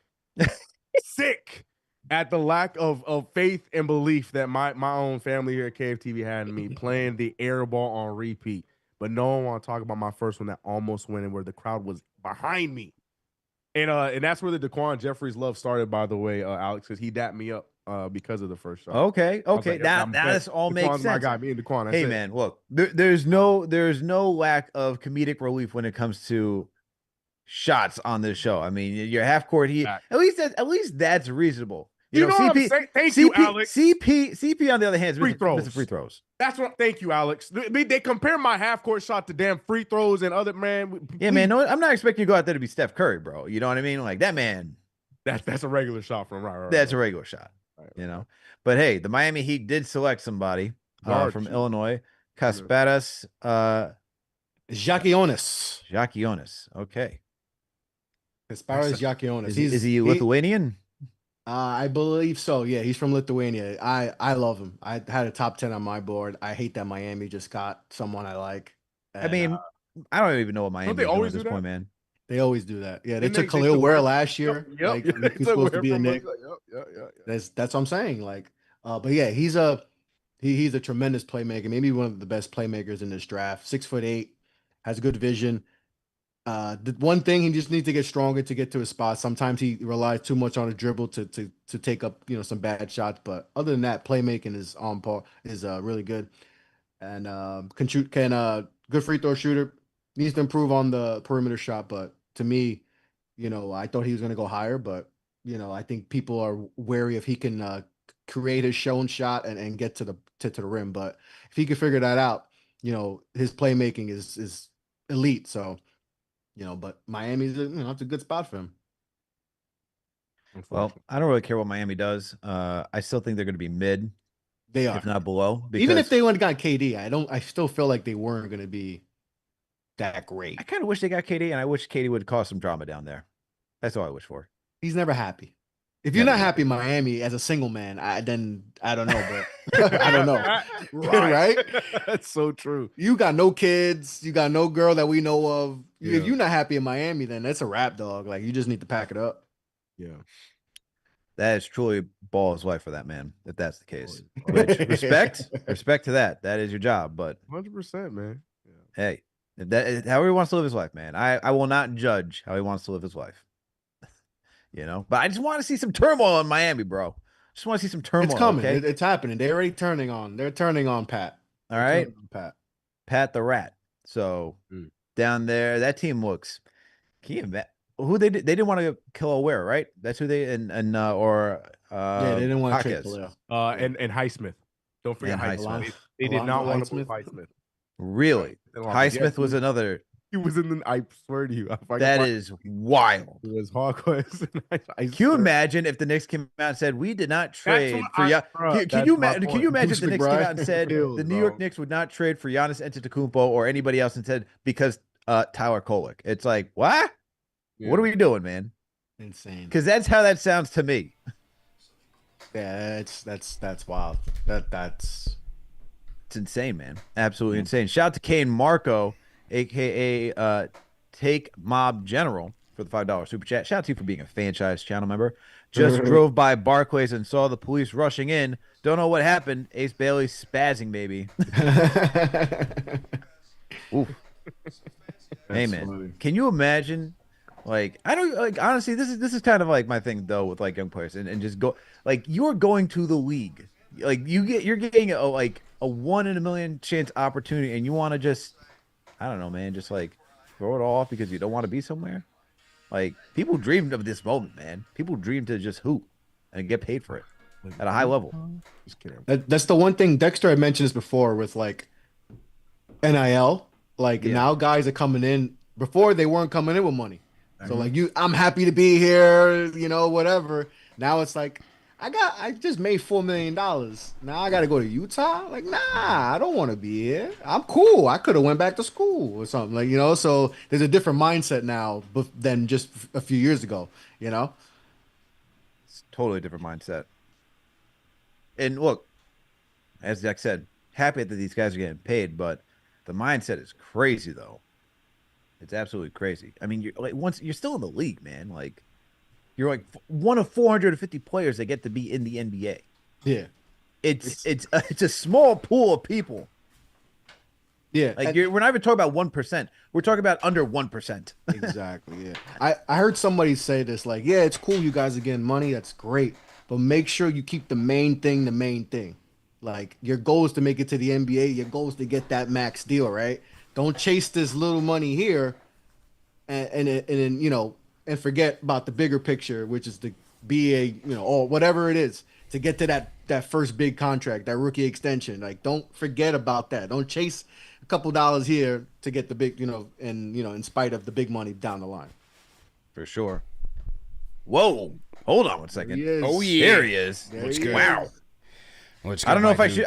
At this point, you know how Dexter was on the show saying Shams is taking too long to text and like tweet out stuff because some big news happening. CP joining at this time. I'm like, it's been a minute, man. I don't know if something big's about to happen. I might have been working the phones, man. I might have been working the phones trying to get us into the first round. We don't even got a coach. You know what I mean? Shout out CP to doing a telethon now. You know how you have the telethon back in the day? We're like, we're trying to raise $1,000 or like however millions of dollars. Is that what you're trying to do? Is that what we're doing in the background? I'm like Ace Bailey, man. I'm trying to keep these guys out of Utah, man. My guy Walter Clayton, Walter Bucket's going to Utah. I'm like, damn, bro. Ah, man. That's whack, City. Man. I like that kid's game. They sent him to the wall. Ace Bailey got sent to the wall. Danny Ainge was like, yo, listen, man. You must not know. You must be new here. It's going to be interesting, man. It's going to be interesting. They're definitely going to force Marks to make a play because there's no way this kid is going to try to stay there. Nope. Yeah, I can't see it. Yeah. If you're Marks right now, are you making the move for Ace Bailey, or are you saying this is like because at this point, look, you already used 3 of your 5 selections in today's draft. Yeah. Are you saying, hey, Ainge, I'm gonna give you these 2 picks and be happy with it, or if not, are you just moving on? Like, what would you do if you're in Mark's situation? I'd make a play. Like you said, he might not be there that much longer. He might not be there that much longer. Make a play. Put some chips in the middle and try to go get him. Outside of Flag and Harper, like that's the next star power in this draft. Star potential. You know what I mean? Mm-hmm. So, I take a swing. It's worth it. I agree. It's when your job's on the line. Like that's why Danny Ainge is just like. Birdman Dap, he's ready. He's like, oh, I smell, blood in the water. Yeah. Like, you desperate. You desperate. You want this player. Like, I think that's strictly why, because I'm sure Danny Ainge knew that Ace Bailey and his team did not want him there. But he's like, okay, that's cool. We're going to take you anyway, but now we're going to get what we want. Mm-hmm. And I think the Nets are just like, damn, who do they want though? Like, what do they want at this point? Since they were like, is there somebody out of all the guys that they drafted, is there anyone that you want, or do you want to like get somebody like Nick Claxton and get some like insurance and then try to flip Kessler. Yeah, is that what you're I trying to could do? see that. That makes sense. That makes sense because Kessler could go for a boatload. Yeah. So I think Danny Ainge is just constantly trying to figure out how they can get more, get more, Yep, get exactly. more. That's it. That's his mode right now. At what point is it the end though of like I know, wanting to get I know. more, Ask Sam Presti because it worked. It worked. Well, yeah, Sam yeah. Presti's different, man. But that's the thing. It's the same mindset. They are winning championships and still got all the draft picks in the world. I know. OKC could have moved up to 5 if they really wanted to. If they were right. And they almost got the Sixers pick. You know, if Sixers needed a tank, you know, they would have got the Sixers pick. You know, so you know, it's just how Danny Ainge moves and stuff. So like, I think the Nets fans aren't happy right now. Like I said, like CP, I don't know if you saw, I got a Nets fan who texted me and he's sick. Sick to his stomach with what's going on. Like didn't like the picks, you know, the international stuff, you know. Wow. You know, but right now Nets fans, I don't think they're feeling too good right now. Yeah. They're on edge right now. Well, definitely happy to hear that. Speaking of Utah, the pick is in Will Riley, Chris, wing out of Illinois, headed to Utah. Another wing off the board, man. Okay. What do you think? I like him. He's a good scorer. You know, him and Giacchionis, you know, we're the good tandem there in Illinois. Thing is, he just got to get stronger. He's only like $170. He has 6'8". He's got the the body, but he needs to fill in. He's like $170, $180. So he gets pushed around a little bit. You know, if he has a defender on him, they can easily, move him around. So once he gets, once he bulk up, he could be solid. So I think good pick here. Will Riley headed to the Utah Jazz. Okay. All right, let's see, man. Let's pull up some highlights, see what he's talking about, man. Will Riley. Highlights, man. Is Will Riley a guy that the Brooklyn Nets want? Is this one staying with Utah? I know there's mad trades being made. Nothing's been said yet. No, Okay. I think no. It says looks like this one's traded to Washington. Oh, is it? There's so many. They said 43. Yeah, which one for Clayton? Which one of the picks for Clayton is going to Washington? 43. Okay. Utah said 43 and second rounders 2031, 2032 to Washington. Okay. Will Riley. How tall is he? He looks like he's 6'8". He's like 6'8", yeah. Oh, is he 6'8"? Wow. He looks pretty damn tall, man. I think he's a legit 6'8" too. I'll double check, but I think he's a legit 6'8". Wiry. He's super wiry, bro. Yeah. He's like $170 soaking wet, so like he needs to gain some lbs. He got that Chet Holmgren build. Yeah. Yeah, I see Chet walking around the streets of OKC. I'm like, yeah. Oh. he looked like he's a local the way he was dressed out there. That's funny as hell. They said nobody showed up to the parade. Everybody was at work. Yeah, it just looked like it was like a regular parade. Like you know how people have like local parades, like towns have local parade. That's what it looked like. Right, that's what it was. Yeah, that's what it felt like. Like, But you dude, know, I don't know. how do What Adam you Silver like, wants, bro. how do you even have gates that high? Like gates that high to stop like even the fans from like dapping people. Like they couldn't even like dap anybody up. Oh, it's crazy. It was like you were at a petting zoo almost. Not even like you're actual zoo. The way that they had people on the sidewalk caged in. Why is Brooklyn? Why are they so happy? You saw about that Harrison Nets war room. What is going on? Quick, everybody get up. Everybody get up and start high-fiving. The Nets really put an emphasis on like the international scouting too. I noticed. Oh my god! Yeah, why I how take a lot many of international guys did they get in this one? They got 2 already. 2. Wow. Igor Like, went are to these college, guys, are but- these like guys that are slated to play or draft and stash? No, both of these guys should be. Igor went to BYU, but he's really an international guy. But Prayord is gonna be here, but I don't know. Igor, I think is gonna play. I don't know about Nolan. Nolan to me is a project. I didn't like him a lot much. I had him in the second round, and he's one that fell. His stock dropped. But Igor, I could see playing. You know, him and Cam can play like off each other a little bit. But Trayor wasn't crazy about that. I thought that was a reach. I thought that was a reach. Hawks. But they're heavy on international. The Nets. They got a lot of. They invested a lot in the international scouting. Like, so Interesting. Okay. All right. Hawks. Okay. Proposed trade. Okay. So this is. So this is Nets. Nets pick. yeah, this is from the trade from yesterday. Wow. I believe. Okay. All right. That's why they're all excited. CP. They got the next big thing, man. Coming up. Pick is in. Who's left on your big board? Do you think who's the next best player? Man, if I was them, I would have took Jace over Trey or Jace Richardson. I don't know. People are they I know he's 6'1", but he don't play like he's 6'1", man. I don't know. He's efficient. He don't have his hops. You know, his father's Jason Richardson. But Yeah, that's right. That's right. He's got he can still he's still athletic. I would have took him over Trayor. Like if they would have took Jace, I would have been like, okay, Right. they would have had me there. But no,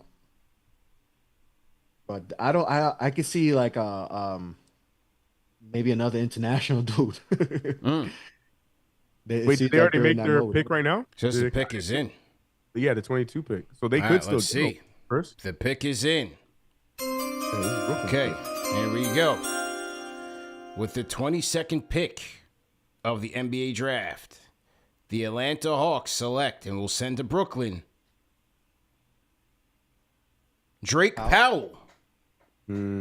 Drake Powell. This guy in the crowd looks bored. He's like, I'm ready to get up out of here. You see homie in the crowd? Well, homie in the crowd say, yo, what time are we leaving, man? Oh, man. Drake Powell, okay? On-ball defender. Chris, what do you think, man, in North Carolina? He's solid. I mean, up and down at North Carolina. I mean, they were a mess, though. So Yeah, I don't know.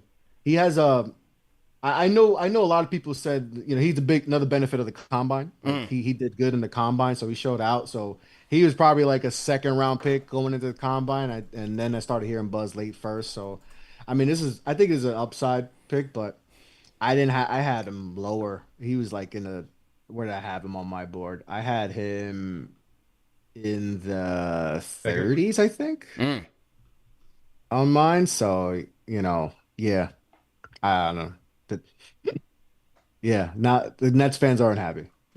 What did I have exactly? I'm doing that Drake black Powell. long sleeve. Ready to go. I had him 44 on my board.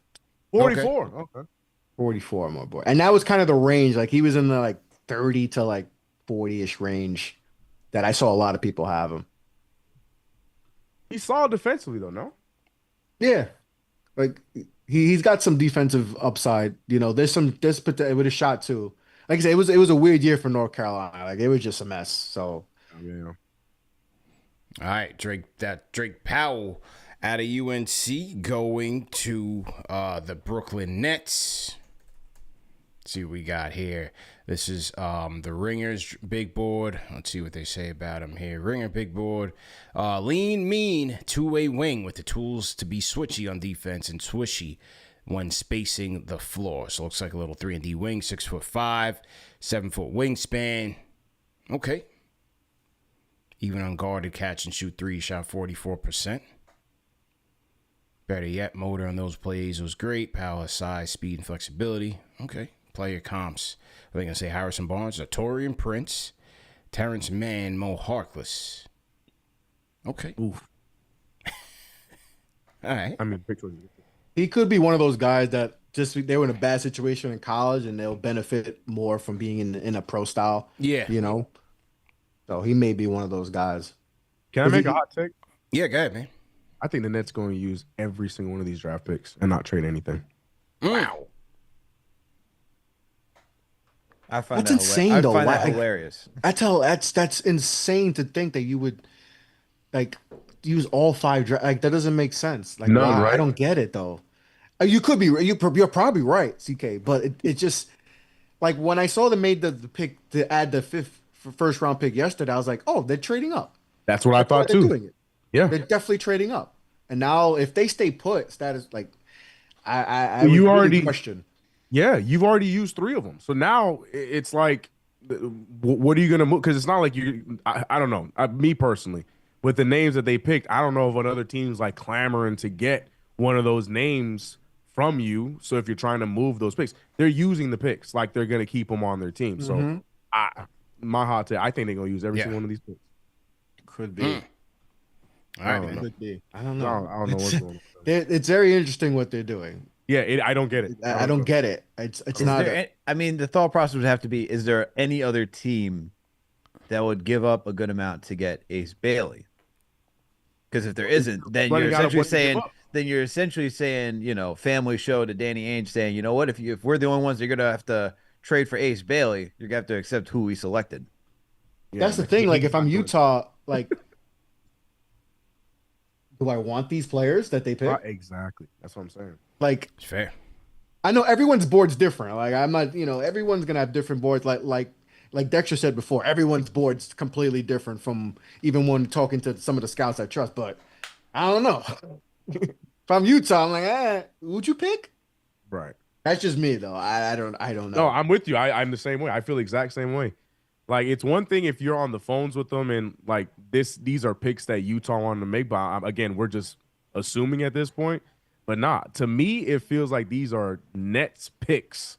And now, if there's any type of trade, now you're trying to sell them on players that you wanted and not necessarily who they want. So I don't know. I can. Let me throw this back to you because you're saying these are picks that the Nets would take. What would be players that the Jazz would select that you would be like, this screams like this is a move for Ace Bailey?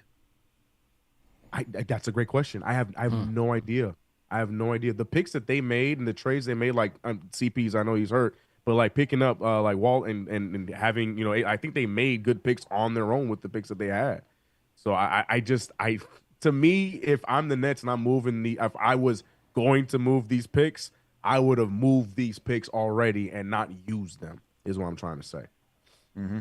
They're harder to move now. Yeah. I actually like what Utah did. Like, obviously Ace and Walter Clayton, like, great picks. That's good. Those guys can contribute if they play for them. Like, that part. If Ace wants to play, he can contribute. But that's the big if right now. But Walter Clayton's going to get minutes. Yeah. This Ace Bailey thing, it's just hilarious, bro. The kid literally looked like he wanted to cry. Utah, man. That's crazy. I said, bro, no way, bro. This when was the last was it with Steve Francis did, but I don't remember another time after where we see in football, right? We see what Eli did it, and like it's happened in football, but I don't remember the last time since Steve Francis did it with when he was in Vancouver.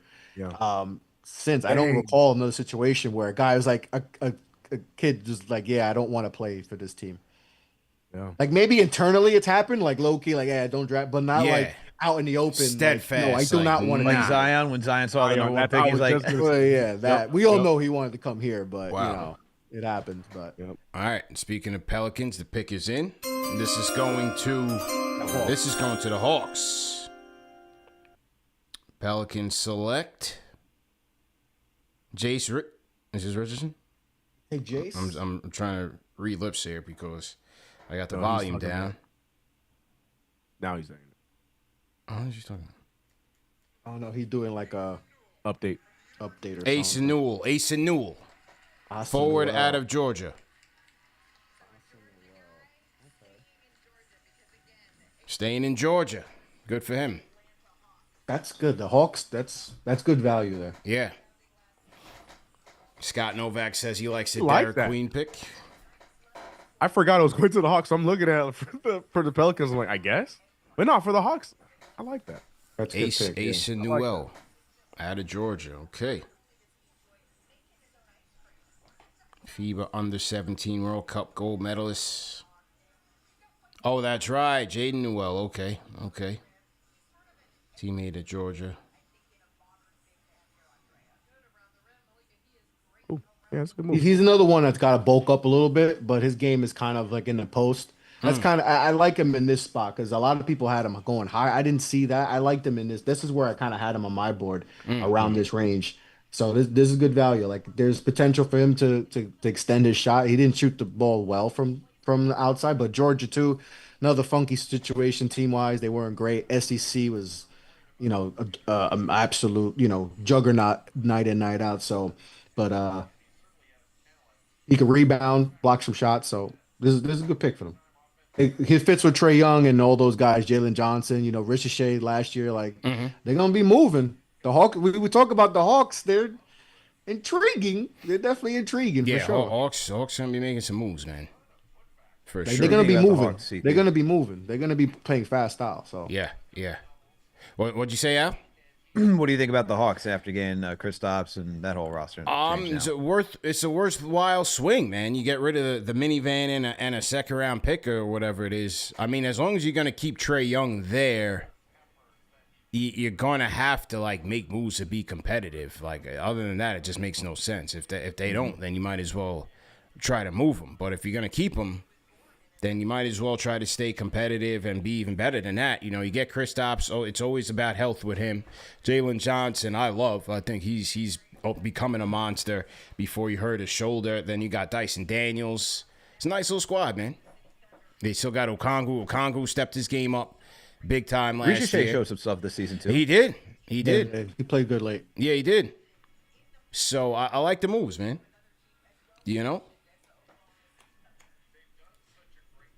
Hawks should be an interesting team. Yeah. Not sold on them, but they should be interesting. I mean, Yeah. with the way the East is now shaken up after all these injuries, Mm-hmm. Yeah. it feels like we're going to see teams that probably wouldn't make it in a healthy East just, get up into like the 5-6 spot. Even some playing teams, man. I don't even know. Under on this. Yeah. Nah, I dig it, man. So to all of our franchise channel members in the chat, we are at pick number 24. No home run swing yet by the New York Knicks. You expecting one, CP? No. No. I was just hoping for a miracle, just give me a Hail Mary, something, man. There would be some players too, like, and we mentioned before, there's certain players that if they're there at a certain spot, that you like we mentioned with Kobe Bryant before with Dex, like if he's there like in the 40s, Leon might have to call because I think he's the best shooter in the draft. Like that's someone I would risk moving up a few spots to take, but Yeah. Especially if you're only moving some seconds, I agree with you. Yeah. Well, here, especially if here, it's seconds, yeah. Yeah. Yeah. here we go. What's up? The Utah Jazz. Hold on. Trade. There was a trade. The Careful. Sacramento Kings are trading for the number 24 pick from the Oklahoma City Thunder and taking Nick Clifford. Sources tell Okay. ESPN. That's from Shams Yeah. Charania. Well, the thought was that OKC was going to trade something here and punt. Yeah. I mean, they got guys that like Topic last year took top 12. He didn't play because he got hurt. And then remember, Ousmane Dieng is still He's still there. he don't get no run. He's still there. He's still from a there. Knicks legend. Yeah. You know, Yeah. Oh that's my right. God. you know. Ousmane Dieng. Former Knicks legend. Oh my God. All right, here we go. He So didn't this get is no going to runs. They still got Sacktown. guys just on the bench, just like who can, they're lottery picks, just chilling. Yeah. Ousmane Dieng. Another Frenchman for Crystal, bro. Here we Oh, go. man. When I said that name, I'm like, yo, I think they might take Ousmane Dieng, and the chat just went crazy. Yeah. when it happened. Yeah. Nick Clifford. Oh, he wearing purple too. Look at Yeah, that. there you go. He was ready to go. Damn, he wanted the last man standing in the green room. That's tough. I thought the green room was like just for the lottery cats, for the most part. I mean, They invited a lot of people Yeah. this year. They invited a lot of people, and then they had the Yang dude in the stands. Man, yeah, my man was was in yeah, my booty. man was in the 200s. He was the two. We gotta wait for him to come down here. Yeah. I don't even think he expected to get Yeah. Right, you because know, he spent so much time buttoning his suit up. He's like, Facts. oh, dang. That was interesting, that one, because they already have Kling in there. That was interesting with that, but I ain't gonna Yeah, lie. well, maybe they look at it as like a little Chet Hartenstein, a little, That's what I'm hybrid type. thinking. Like the 2-man thing is now the new trend now. So you know how it is. Yeah, Everyone's yeah. it's a copycat league. So everyone's like, yo, we got to get bigs now. We got to get bigs who can do a little bit of everything. So that's the right. move. I don't know. I saw that lead pass and I was sold on Yang, bro. I'm it. I like him. He looked Coward, fluid. Cedric Coward benefited from the combine, man. They cook. Nee Clifford, okay. Versatility. Shout out to Lou Boogie for the $2 super chat. Lou Boogie, salute. Okay, he's got a little mean streak to him. He's going where again? He's going to Sacramento? Sacramento. Sacramento, yeah.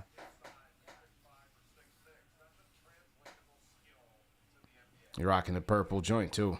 Yeah, but that's what I said. Convenient.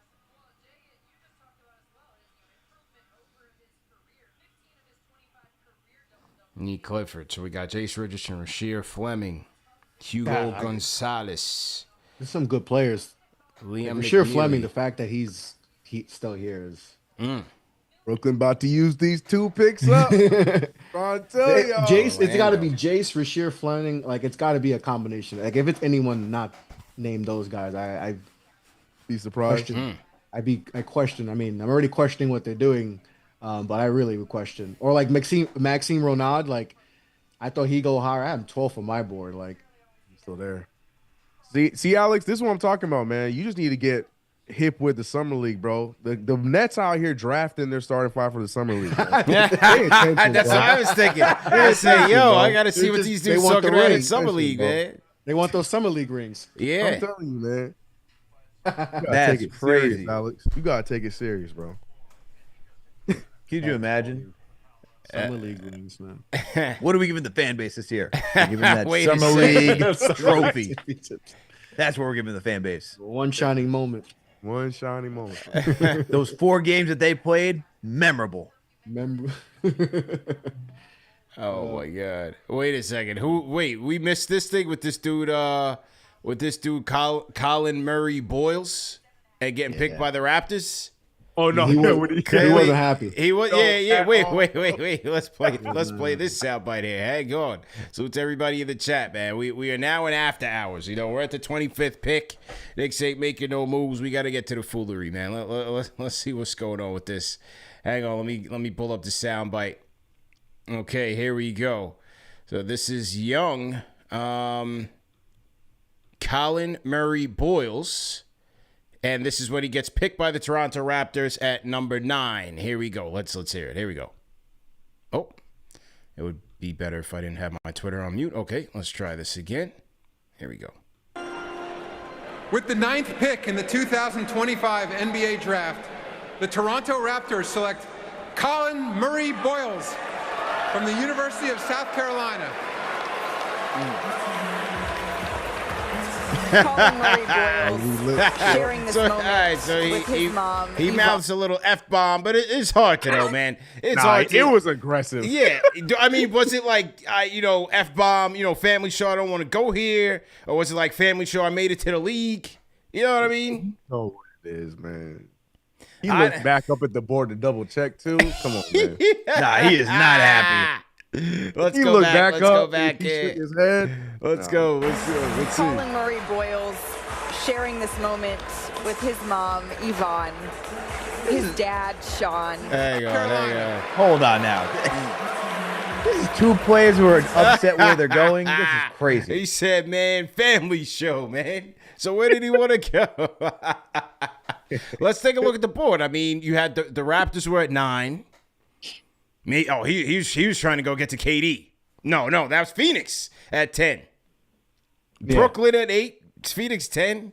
I mean, he didn't really have, a murderer's row of teams here.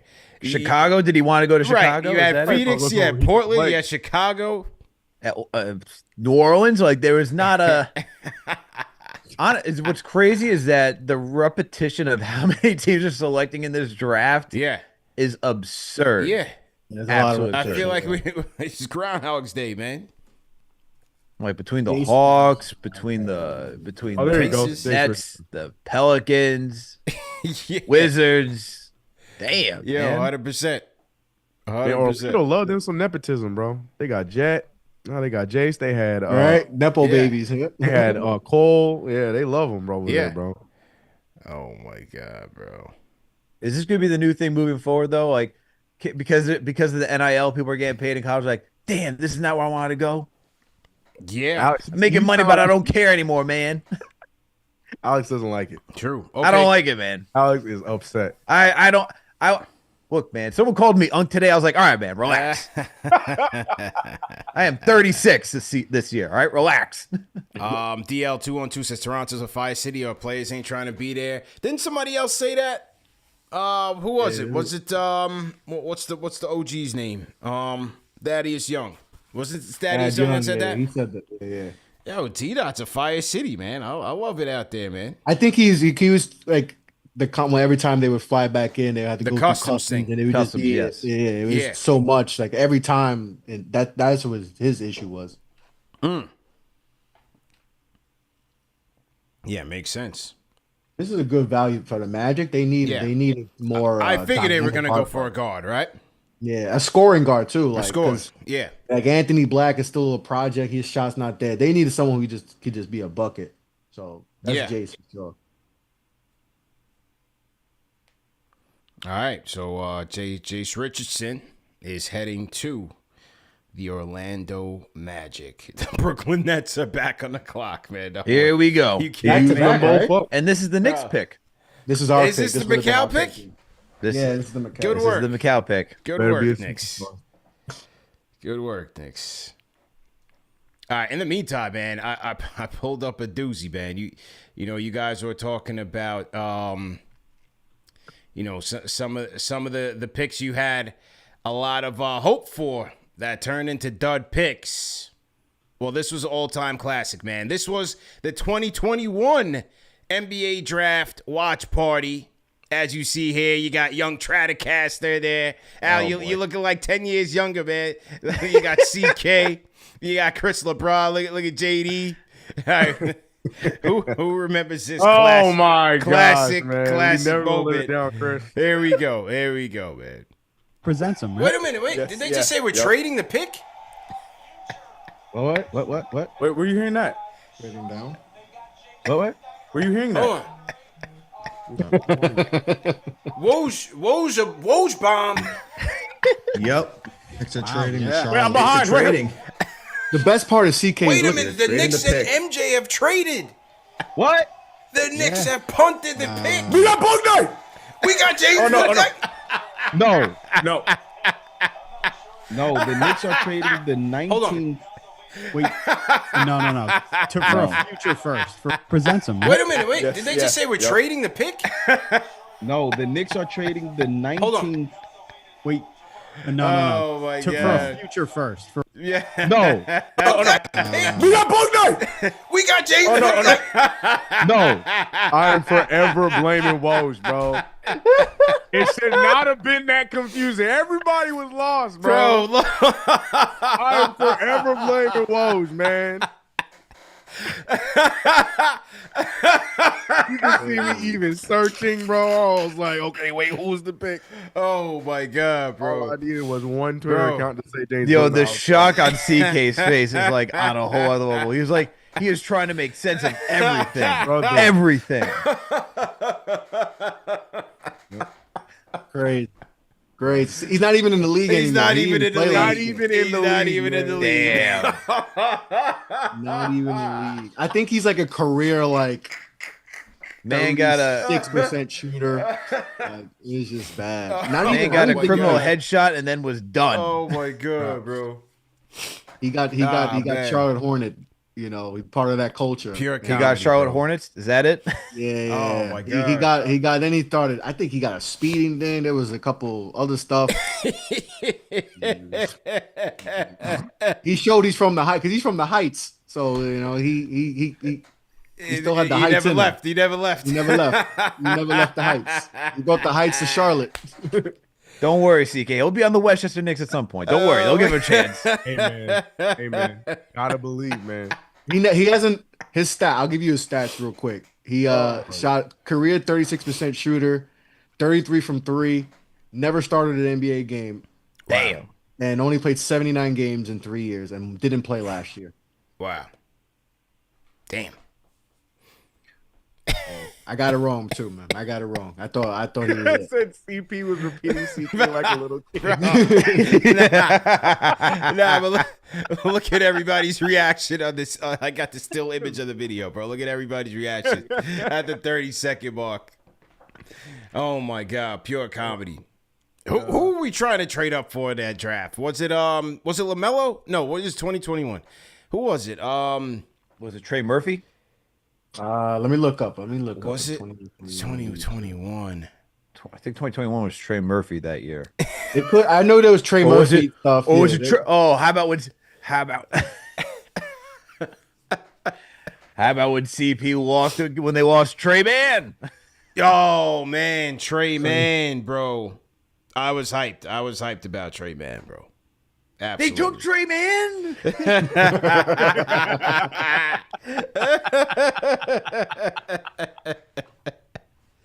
Oh my Lord.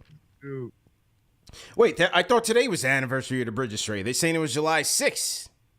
Was it? I thought it was the 24th. I thought it was today. That's what everyone posted about today. Well, I get maybe it was official. That's probably the official. Oh yeah, because the league league date starts later. Yeah. The league year officially starts after. We took that draft too. We took the great Jericho.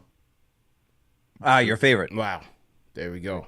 Yeah, so that was the Grimes, the McBride, The Jericho, Rokas. These Nets really about to use both of these picks, bro. I can't Yeah. with this.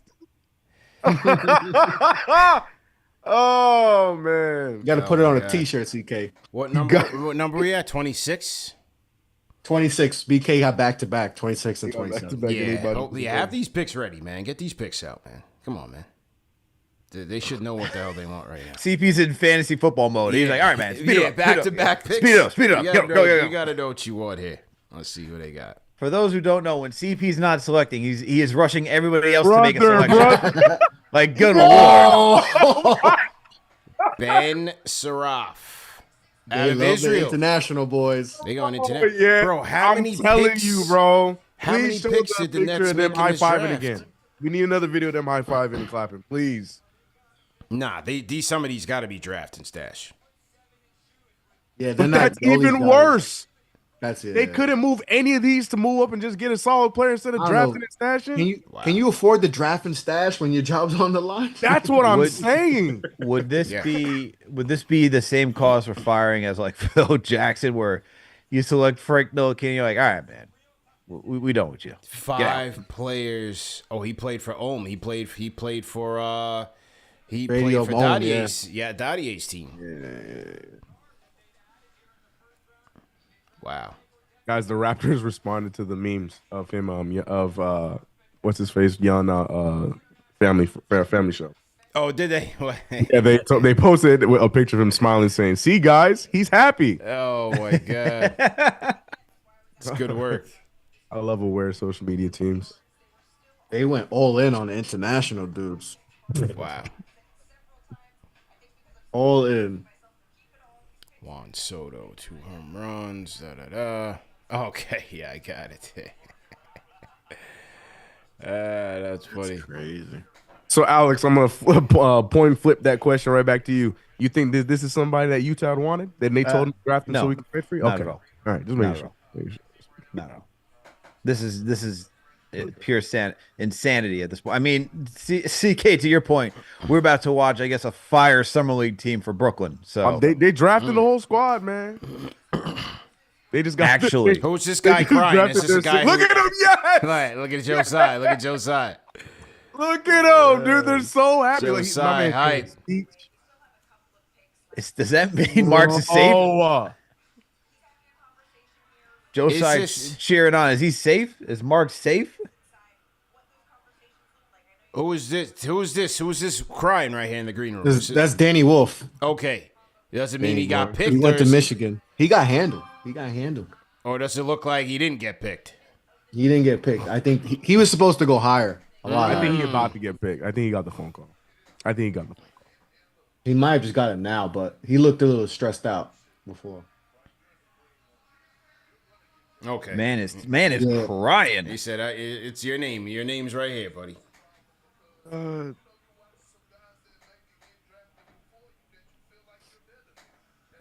Nearly too. Like, damn, there's some good players.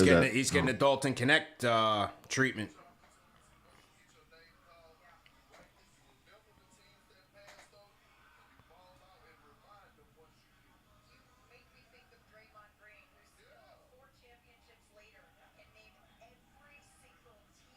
Man, what are we on about?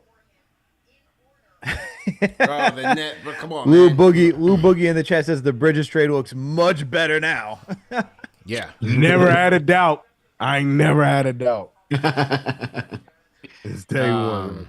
The president of the Bridges Hive said he never had a doubt. Nice and strong, man. Yeah, pick is in. They just want to yap. Like, come on, bro. That's what I'm saying, man. Get out of here. You got to get to that 8:30 mark or that 11:30 mark. Yeah. I bet you they go to one more commercial before they wrap. Good Lord.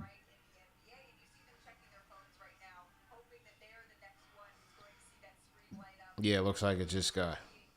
Yeah, I think so. I think that's why he crying, man. He got the call.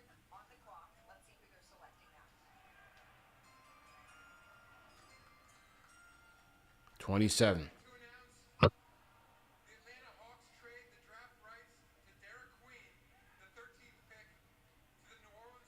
Bro, we've been known. Yeah.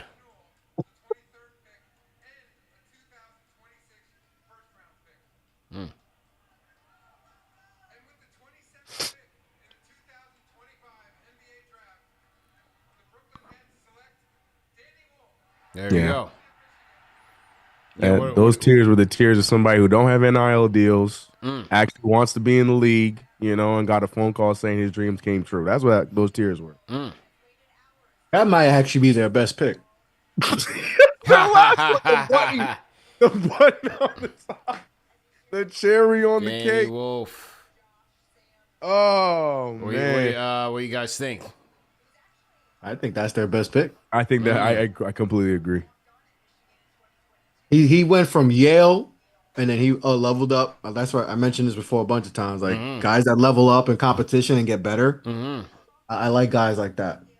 To me, that translates to like you can have some success in the league too. So he got skill, like he can handle the ball, get to 7 foot. Like he's a good player. CP, I just sent you a clip asked by Zach Gelb, who asked Cooper Flagg about. Oh, Jason Kidd. How was it? Anything worth it? Well, let's play. Cooper Flagg just says, "Hey, kid says he's excited to have me down there." Okay, let's play it. See, test his media training out. All right. Danny Wolf, 13 points per game, 50% shooter, excellent passer, inside out versatility. Okay. He's a good 3-point shooter, Chris? He's solid. Like he's like he was like in a 33, 34, like not great, but with more spacing potentially in the league, he could be like a 36, 37%. Breaking news, guys. And this is not a joke. I know I've been joking this entire time, but this is a complete real record. The Brooklyn Nets just set an NBA record, making 5 first-round picks in the draft. New era for the Brooklyn Nets. Yeah, Never been done before. Had to be. Let's see what Yossi's saying. Anything? Final terms of the trade.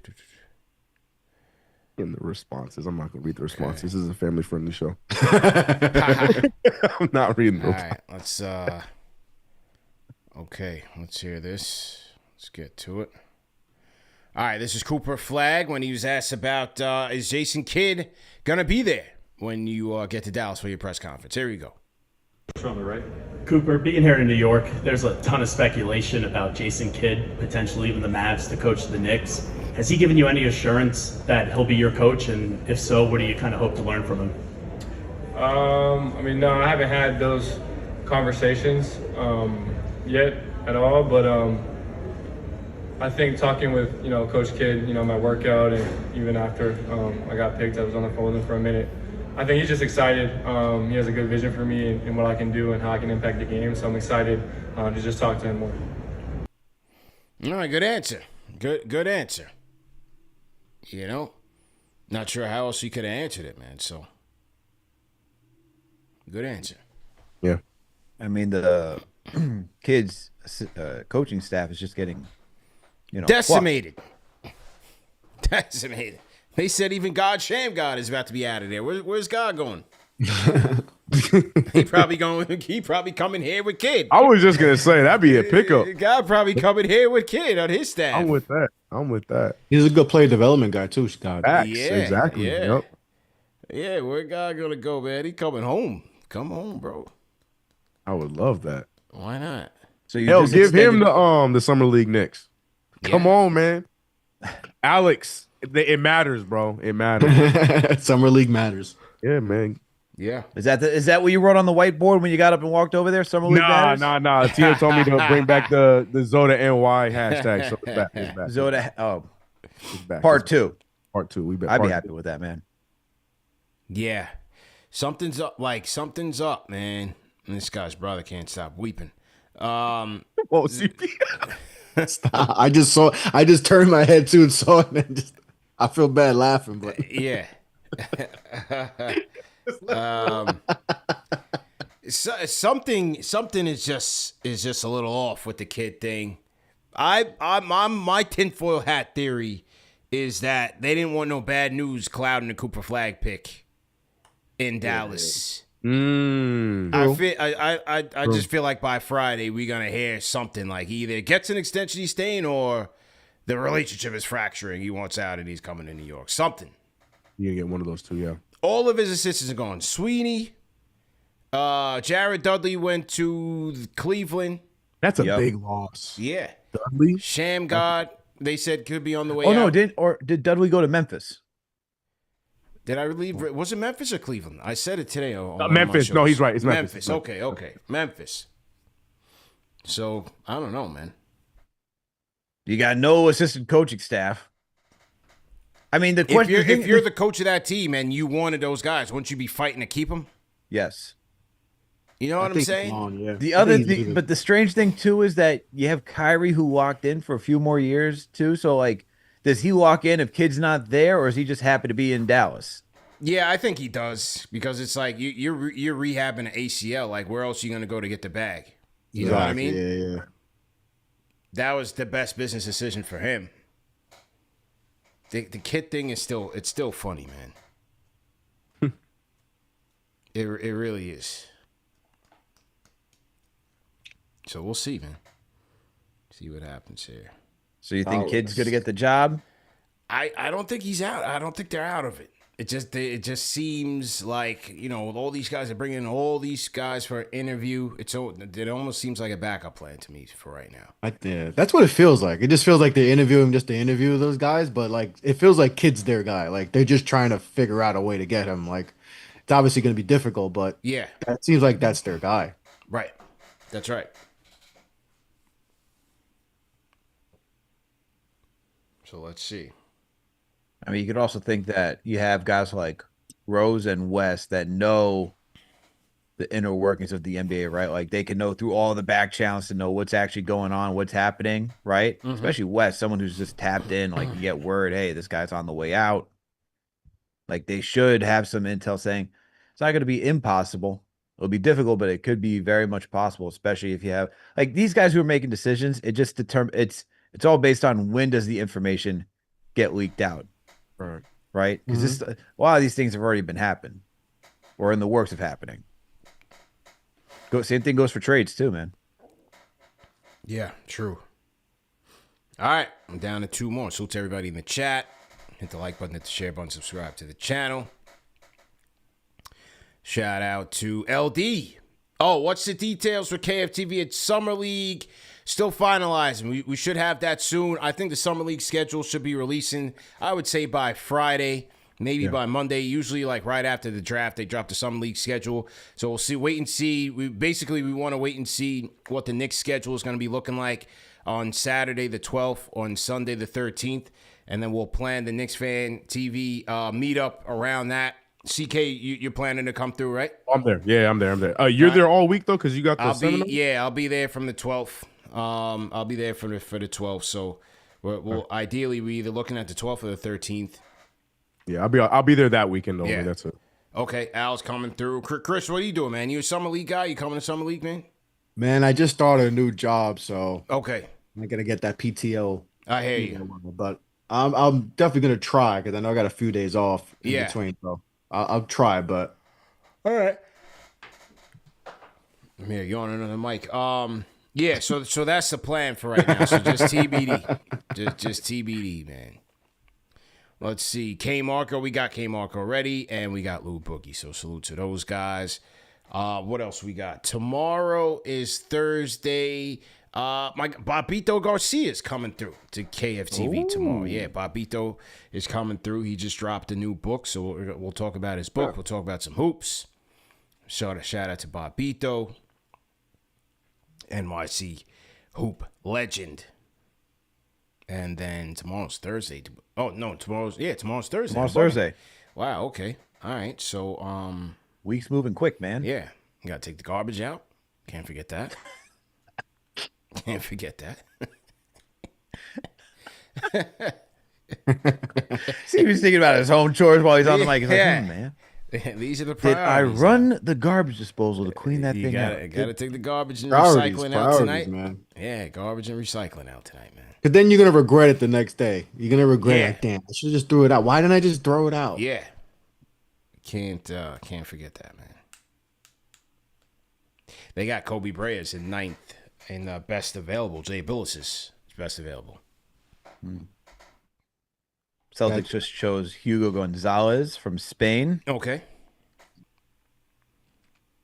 The timeline killing Danny Wolf's brother. Here. Yeah. Timeline is killing them, bro.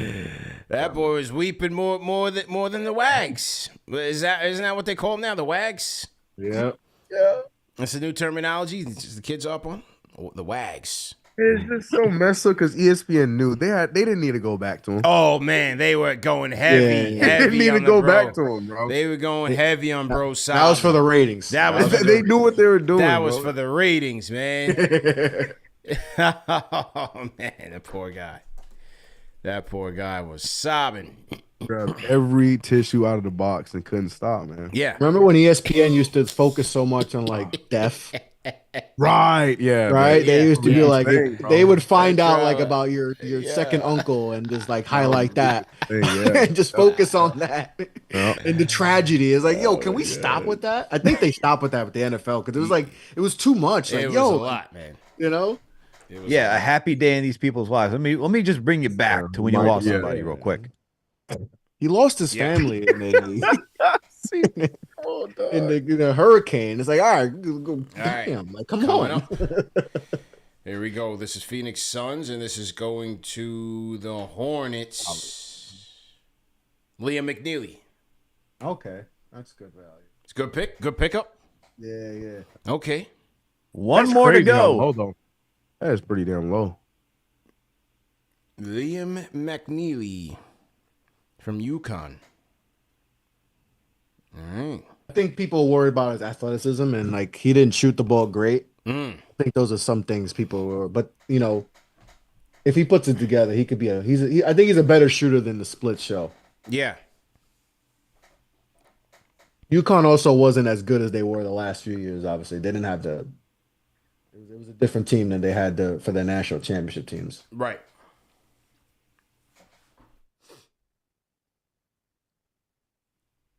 All right, Liam McNeely headed to the Charlotte, is it?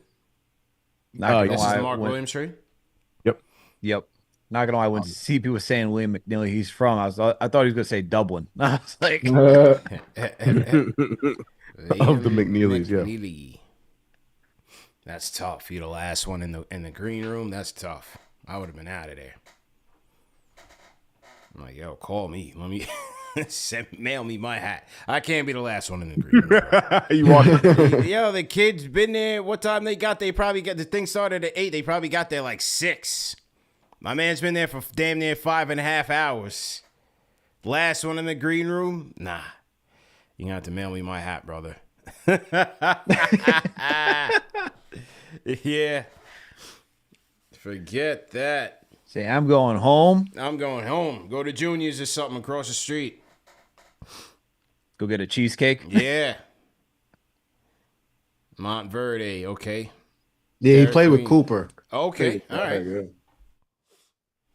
Montverde got that's a powerhouse right there.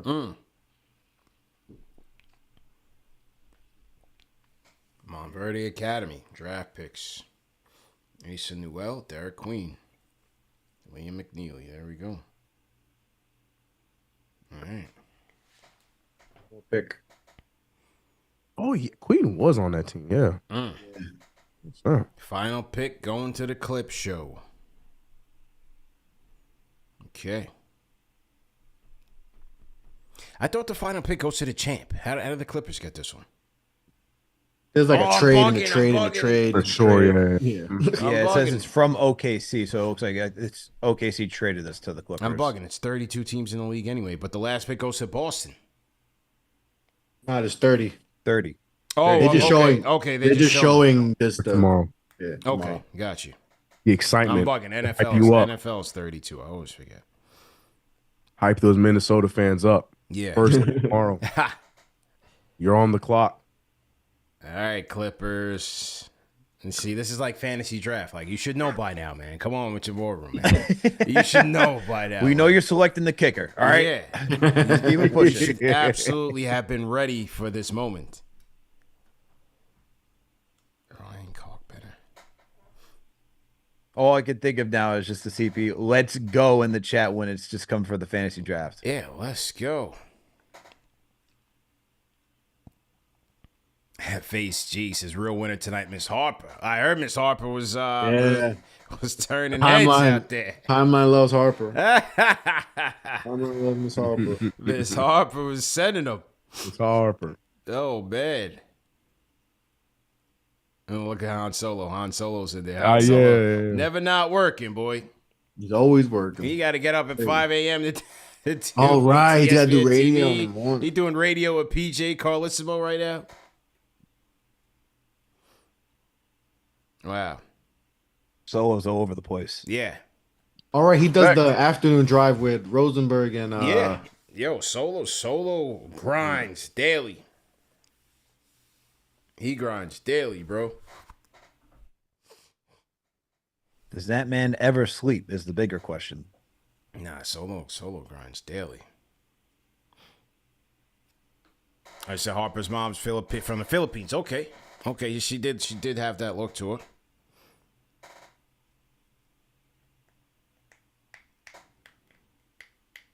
Shout out to everybody from the PI.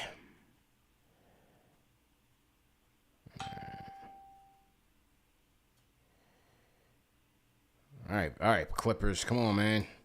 Let's get to it. Gotta be Maxine Ronald or Rasheer Fleming here. They were probably asleep, man. They probably forgot they had a pick. Yeah. All right, how do we get this thing again? They still can't get over that they traded Shea. And now he's right. That is the biggest fumble of all time. The biggest. Oh, man. Listen, I know we get on Doc a lot, but even he was like, I didn't want to trade him, but they had to. Like, you want to get Kawhi there, you had to make the moves. Yeah. But Hindsight, right? mm-hmm.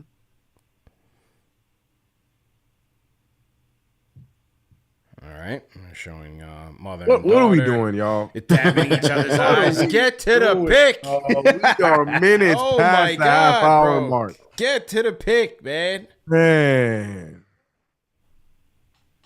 Pick has been in for like 3 minutes too. Yeah. Exactly.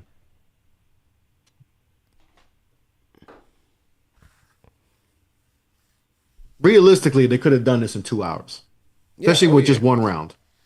Facts. Yeah. They really trying to get y'all to midnight. 2.5 hours, as you said, Chris, for one. I said, right? 2.5 is going to be. Jeez, man.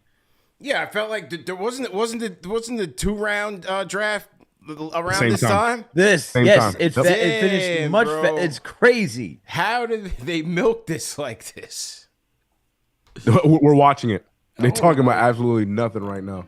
How, bro? Been done. How?